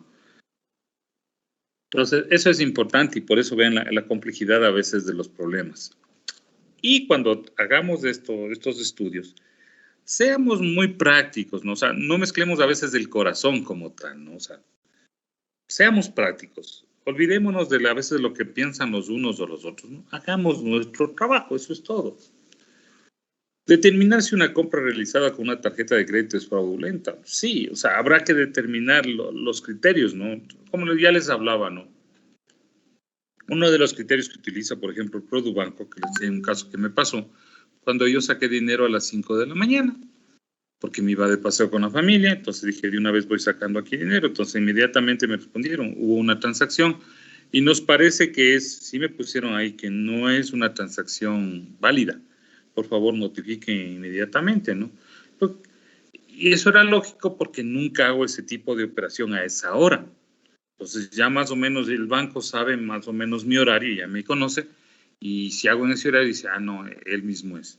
Entonces eso es bueno, ¿no? Vean, ahí me di cuenta que nos hacen seguimientos, pero es para bien para nosotros, ¿no? Entonces un criterio para decir si una operación con tarjeta de crédito es fraudulenta, por ejemplo, sería el horario, ¿no? También podría ser el tipo de producto. Dice, él nunca compra eso, nunca. Y ahora compra. ¿Y cómo así? De pronto hizo una compra internacional, ¿no? O sea, se supone que compré en China. Dice, pero él nunca nos pidió permiso porque hay que notificar, ¿no? Y eso es bueno por seguridad. Si voy a salir del país, cuánto tiempo, cuál es el monto que yo pienso gastar, ¿no? Entonces me dice, no, ya gastó más de monto, puede ser fraudulenta. No me dijo que iba a salir del país, puede ser fraudulenta, etcétera, ¿no? Claro que alguien puede decir, pero yo compro a través de Amazon o compro una página y pago en España. Sí, pero de pronto se dan cuenta que es una compra que se hizo en Amazon, en eBay, qué sé yo, ¿cómo se llama? Alibaba, etcétera, ¿no? No, entonces puede ser y por el monto ya está bien. Entonces hay muchos factores, por favor, ¿no? Y eso es bueno identificarlos. Clasificar una solicitud de préstamo para la compra de un auto según criterios de alto o bajo riesgo, lógicamente. O sea, ¿le otorgo el préstamo? ¿No le otorgo el préstamo? ¿Qué le tomo en cuenta? Los años de que trabaje en esa empresa, el número de empresas que ha trabajado. Por ejemplo, si ha trabajado en muchas empresas, entonces esta persona es como inestable, se puede decir, pero puede ser que luego analice, no, es un profesional muy técnico, entonces yo sé que él hace estos trabajos de una empresa un tiempo y salta a otra empresa, etcétera, por su forma de trabajo, ¿no? Ese yo se encarga de configurar servidores, entonces ya configura los servidores de una empresa, tiene que buscar otra empresa que también necesita sus servicios, así, y a las empresas anteriores simplemente les da como soporte, ¿no? Pero no es de planta, sí, entendamos eso, entonces también tenemos que analizar esa parte. Otros, en cambio, ya trabajan como 20 años, bestial, entonces es ya un trabajo permanente, se puede decir, entonces tiene capacidad de pago, etcétera. También otro parámetro puede ser la salud que tiene. De pronto tiene una enfermedad terminal, por así decirlo, entonces si yo le presto $40,000 para que se compre un carro y al año se me muere, ya por ley me dice que la deuda se extingue, ¿no? Entonces el banco o la institución financiera va a perder, ¿sí? Pero dice, no, de pronto yo le doy el préstamo, pero también me aseguro un poco más dándole la redundancia, un seguro, ¿no? Que se pone ahí un seguro de desgravame, entonces, para que ese seguro cubra la deuda en el caso de que tenga yo fallecimiento y mi familia tampoco tenga que pagar esa deuda, etcétera. Hay un montón de opciones. Pero como ustedes ven, necesito analizar todo eso. Determinar si una declaración de impuestos a la renta ha sido falsificada, lógicamente. A la gente a veces por no pagar impuestos no pone hoy o declara todo lo que tiene. O, por ejemplo, lo que me pasó a mí, ese sistema no funcionaba bien y se me ha ido un 0 de más o 2 ceros de más, y eso implica que resultaba que yo tenía un patrimonio brutal, ya ahí sí narco directamente. Entonces hubo que rectificar, ¿no? Lógicamente, ¿no? Pero eso fue un error involuntario, etc. Y así puede pasar. Si me pasó a mí, puede pasarle a un montón de gente, ¿no? No porque me pasó a mí, sino que a veces los sistemas no son muy claros, sobre todo por sus puntos decimales, a veces están en desarrollo y no lo controlan bien. Y en vez de que se generen como decimales, se generan como valores que aumentan, ¿no? Ceros. Entonces, eso hay que tener cuidado. Y otros también exageran, ¿no? Dice, a ver, póngale el valor, por ejemplo, de la casa y él le ponen como ayuda, vea la referencia del pago del impuesto al municipio. En el impuesto al municipio dice su casa está valorada en tanto, pongamos $50,000. No, yo no le pongo 50,000. Esta casa yo le vendo en 500,000 y le ponen 500,000, ¿no? Chuta. Y no se dan cuenta que si ponen más valor, les va a tocar pagar más impuestos, ¿sí? Otros hacen lo contrario, ¿no? La casa está valorada en $500,000, ¿no? Y le ponen $50,000. No, es que para mí es el precio, etcétera, etcétera, ¿no? Dice, observe que cada ejemplo se ocupa del comportamiento actual en un lugar del futuro. O sea, yo trabajo con datos actuales para predecir o estimar valores, ¿no? Estimación. Entonces, esta clasificación, ahora viene estimación. Entonces, el propósito de un modelo de estimación es determinar un valor para un atributo de salida desconocido, ¿sí? Entonces, yo le doy los nuevos datos, atributos independientes, y me va a generar el valor, el posible valor del atributo dependiente, ¿no? Que desconozco. Sin embargo, a diferencia de la clasificación, el atributo de salida para un problema de estimación es numérico en lugar de categórico. Ojo, entonces no me puede decir de que tengo alergia, no me puede decir si tengo resfriado, o si tengo faringitis, ¿no? Es un valor numérico. Ahora, que luego yo le puedo transformar ese valor numérico en la enfermedad que tengo, sí, lo puedo hacer, no hay ningún problema. Dice, calcula el número de minutos antes de que una tormenta llegue a un lugar determinado. Sí, ustedes ven en Fórmula 1, dicen, dentro de 12 minutos va a empezar a llover. Dentro de 5 minutos va a dejar de llover, etcétera, ¿no? Hacen estimaciones, ¿no? Estimar el retorno de la inversión para una compañía publicitaria, sí, cuando recupero la inversión. Estimar la probabilidad de que una tarjeta de crédito haya sido robada. Estimar la longitud de una ráfaga de rayos. Bueno, se puede aplicar para todas estas estimaciones. Eso es lo bueno. Dice, la mayoría de las técnicas de minería de datos supervisadas son capaces de resolver problemas de clasificación o estimaciones, pero no ambas. Ojo. Si nuestra herramienta de minería de datos admite una estrategia, pero no puede admitir la otra. Normalmente podemos aceptar un problema para la solución por cualquiera de estas estrategias. Valores numéricos a valores categóricos, y valores categóricos los transformamos a valores numéricos.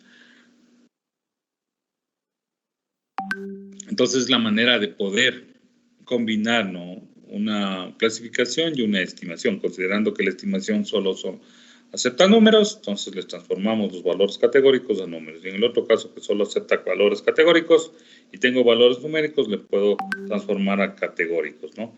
Ojo, por ejemplo, en edad. Por ejemplo, yo voy a hacer un sistema para estimar edad o clasificar por edad. Entonces, me conviene poner esos valores numéricos como rangos, ¿no? Es como categorías de 0 a 5, de 5 a 10, de 10 a 15, etcétera, etcétera, ¿no? O poner niños, adultos mayores, etcétera, ¿no? En este caso, me dice que si una tarjeta de crédito es robada, le vamos a poner 1. Y si no es robada, le ponemos 0. Sí, entonces, de valores categóricos pasamos a valores numéricos.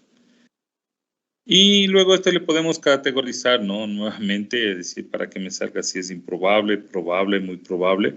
Sí, para no poner ceros y 1 como si sí o no, sino que vamos a ver la posibilidad, tal vez sí, tal vez no. Entonces ponemos 3 categorías adicionales, que es de improbabilidad, de probable y muy probable, ¿no? Y ahí establecemos esos rangos de valores de 0 a 0.3, improbable, de 0.3 a 7, probable, y de 0.7 hasta 1, muy probable de que esa tarjeta haya sido robada o no. ¿Sí?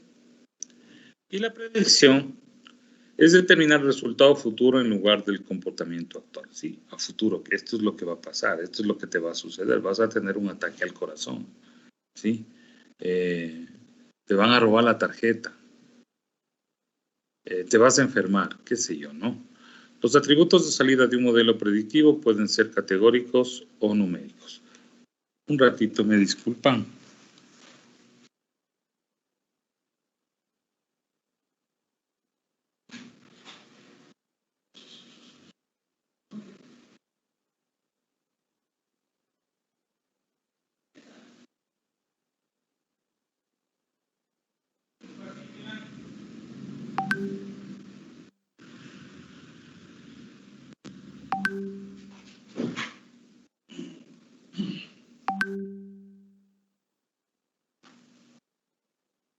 Listo.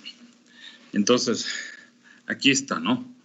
En la predicción, Dice el atributo de salida puede ser categórico o numérico. En la estimación eran numéricos y en la clasificación eran categóricos, ¿no? Entonces no se olviden de eso. Es decir, el número total de touchdown que un jugador de la NFL de fútbol americano va a hacer en el año 2021, 2022, etcétera. Determinar si es probable que un cliente con tarjeta de crédito aproveche una oferta especial presente en su estado de cuenta o no, etcétera. En este caso, por ejemplo, a ver, sale una promoción en Maratón que les dice que si ustedes compran en esta época, por ejemplo, en el mes de mayo, ustedes se hacen acreedores a un bono de $40 en su próxima compra. ¿Sí?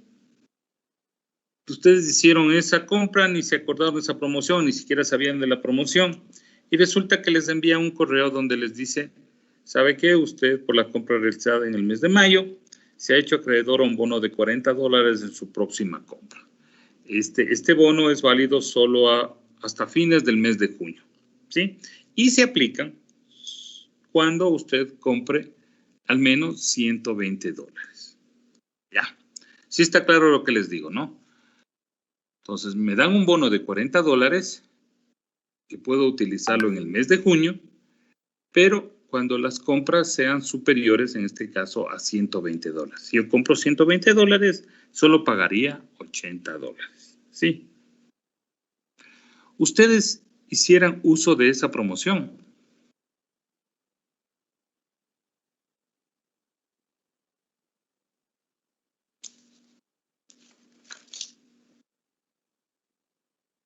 A ver, conteste a alguien.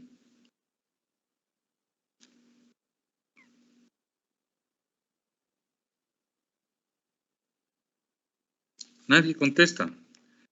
Puta, vamos a cambiar de estrategia con ustedes. Vamos a hacerles... ¿Qué dicen?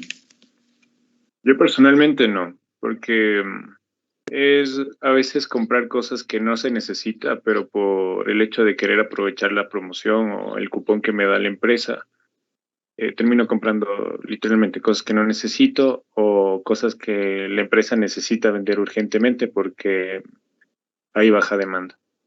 Ya, correcto. Sí, lo topaste dos puntos muy valiosos en esto. A ver, uno hay que considerar como cliente. Ya gasté en mayo, pongamos, gasté $200, significa que en junio me voy a gastar $120. En total estoy gastando $320. Y esos $320 menos 40, no serían 280, pero estoy gastando. Y la idea de la empresa, lógicamente, la promoción es hacer que yo gaste. Entonces, yo debería determinar, ¿realmente ese producto lo necesito? Yo sé que me voy a ahorrar $40, pero tengo que gastar 80 más. Y eso afecta a mi presupuesto. Ya me compré zapatos, ahora me voy a comprar otro par de zapatos. ¿Realmente necesito otro par de zapatos? Etcétera, ¿no? Está muy bien las consideraciones. Pero, como tú sabes, el aspecto humano es donde se juega esto del marketing, ¿no? Las debilidades humanas. Chuta, $40 me voy a ahorrar y no piensas más allá. Me voy a ahorrar $40 y al final voy a terminar pagando 80. Pensamos en eso. Y limpio. Entonces, mucha gente que tiene esta promoción sí la va a aprovechar. Y no importa endeudarse más, simplemente es por ahorrarse $40. ¿Sí? Juegan de esa manera, ¿no? Entonces, esas debilidades humanas a veces son las que nos convencen, no se puede decir.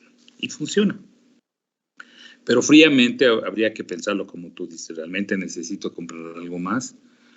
Son $80 que incrementa mi deuda.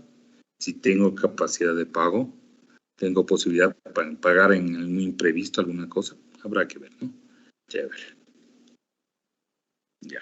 Y así podemos aplicarlo en muchos casos, ¿no? Pero como ustedes ven y bien lo dicen, sí es necesario tomar en cuenta algunos elementos. La mayoría de las técnicas supervisadas de minería son apropiadas para problemas de clasificación o estimación, así como es posible generar modelos predictivos, sí, a futuro. En realidad, la naturaleza de los datos es la que determina realmente si un modelo es adecuado o no para clasificación, estimación o predicción, como les decía, ¿no? Por ejemplo, si yo quiero hacer una estimación utilizando regresión lineal, simplemente necesito un atributo de entrada y un atributo de salida, ¿sí? Entonces, solo dos variables se puede decir, ¿no? Pero en otras estimaciones, en cambio, yo puedo necesitar más atributos de entradas para poder predecir la salida. Entonces, eso también depende del tipo de datos, como decir, y el modelo en cual puedo aplicar. En Excel podemos hacer esto, la regresión lineal, ¿no? Utilizando un atributo de entrada y uno de salida. Facilito y me genera la ecuación. Pero ¿qué pasa si ese conjunto de atributos no corresponde a una línea recta, ¿no? Corresponde a una curva? Ahí vienen los problemas. Entonces ahí entran en juego todos estos tipos de algoritmos donde vamos a ver, ¿no? Vamos a ver cómo ir combinando eso, cómo construir una curva que realmente, o curvas serían, ¿no? Curvas que realmente reflejen el comportamiento de esos datos, ¿no? Y me permitan hacer buenas estimaciones, ¿no? O predicciones o clasificaciones. Ya vamos a ver eso. Y es bueno, eso es lo bueno, ¿no? O sea, no nos limitamos a una recta como tal, ¿no? Como les digo, vamos a ver que es posible hacer muchas cosas. Y no solo con un dato de entrada, sino varios datos o varios atributos sería, ¿no? A ver, entonces aquí empezamos a analizar y empezamos a trabajar también con ustedes. Ya les va a tocar procesar la información. Entonces, aquí vamos a tener un conjunto de datos de pacientes que tienen problemas, pacientes de cardiología, hablemos de eso, ¿no? Y con estos datos, son 303 instancias, o sea, 303 muestras de pacientes, de los cuales 138 contienen datos sobre pacientes que presentan enfermedades o problemas cardíacos, ¿sí?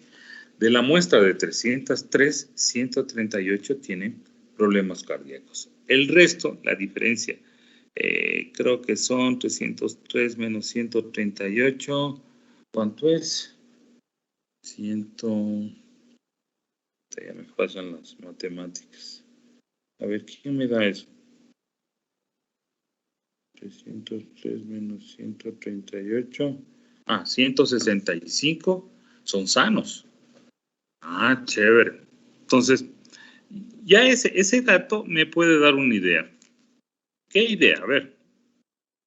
Tengo 303 muestras, o sea, datos de 303 pacientes. De ellos, 138 dice que tienen problemas cardíacos y 165 están sanos, o sea, no tienen ningún problema cardíaco. Ese dato, ¿qué me indica? A ver, ¿quién me puede decir?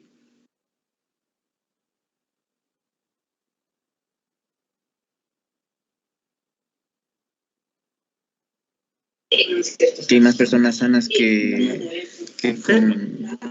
Ajá.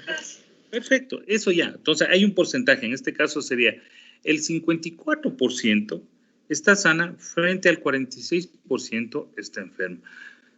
Pero realmente si nosotros comparamos vemos que la diferencia no es mucha, ¿no es cierto? Apenas un 10%. Entonces, nosotros podemos decir, miren, casi la mitad de la población estudiada tiene enfermedades o problemas cardíacos. Entonces sí es alarmante, ¿no? Y eso puede suceder, ¿no? En otros casos, por ejemplo, aquí en Tungurahua tenemos problemas de enfermedades gástricas, ¿no? De estómago, a veces cáncer, etcétera. Lo asocian por el tipo de alimentación, lo asocian también porque de pronto aquí utilizan muchos pesticidas, qué sé yo, ¿no? Entonces, podríamos coger una muestra y decir, bueno, ¿cuál es el porcentaje de personas que tienen enfermedades de estomacales, lo que sea, ¿no? Y con derivados de cáncer? Van a ver que la mayoría son, si hacemos por zona geográfica, es en Tungurahua. Y eso es lamentable, ¿no? Entonces, solo esos datitos, lo que quiero ratificar es que a veces ya me da información. La mayoría está sana, perfecto, pero no es una gran mayoría. Si nosotros analizamos de 54% contra el 46%, o sea, casi empate. O sea, la mitad son enfermos, ¿sí? Y vamos a ver, ¿qué datos vamos a manejar ahí? Y ya les voy a dar el grupito de datos, ¿no? ¿Sí? Que tenemos. Entonces, aquí hay una serie de atributos, ustedes ven. haya esos valores mixtos, ya les voy a explicar. Son valores numéricos. Y el comentario, ¿no? Es como una explicación que tiene de ese atributo, ¿no? La edad, lógicamente, está en un valor numérico, ¿sí? Luego, sigue siendo valores numéricos, no hay ningún problema. Años la edad en años, ¿no? Porque a veces también hay que entender de que, por ejemplo, si estoy analizando enfermedades de niños, normalmente se expresan en meses, ¿no? No en años. Bueno, el género que me dice hombre, mujer y valores numéricos, vean, ya me está dando las transformaciones, porque eso es lo bueno. Dice, si es mujer, ponle 1, perdón, si es hombre, ponle 1, si es mujer, ponle 0.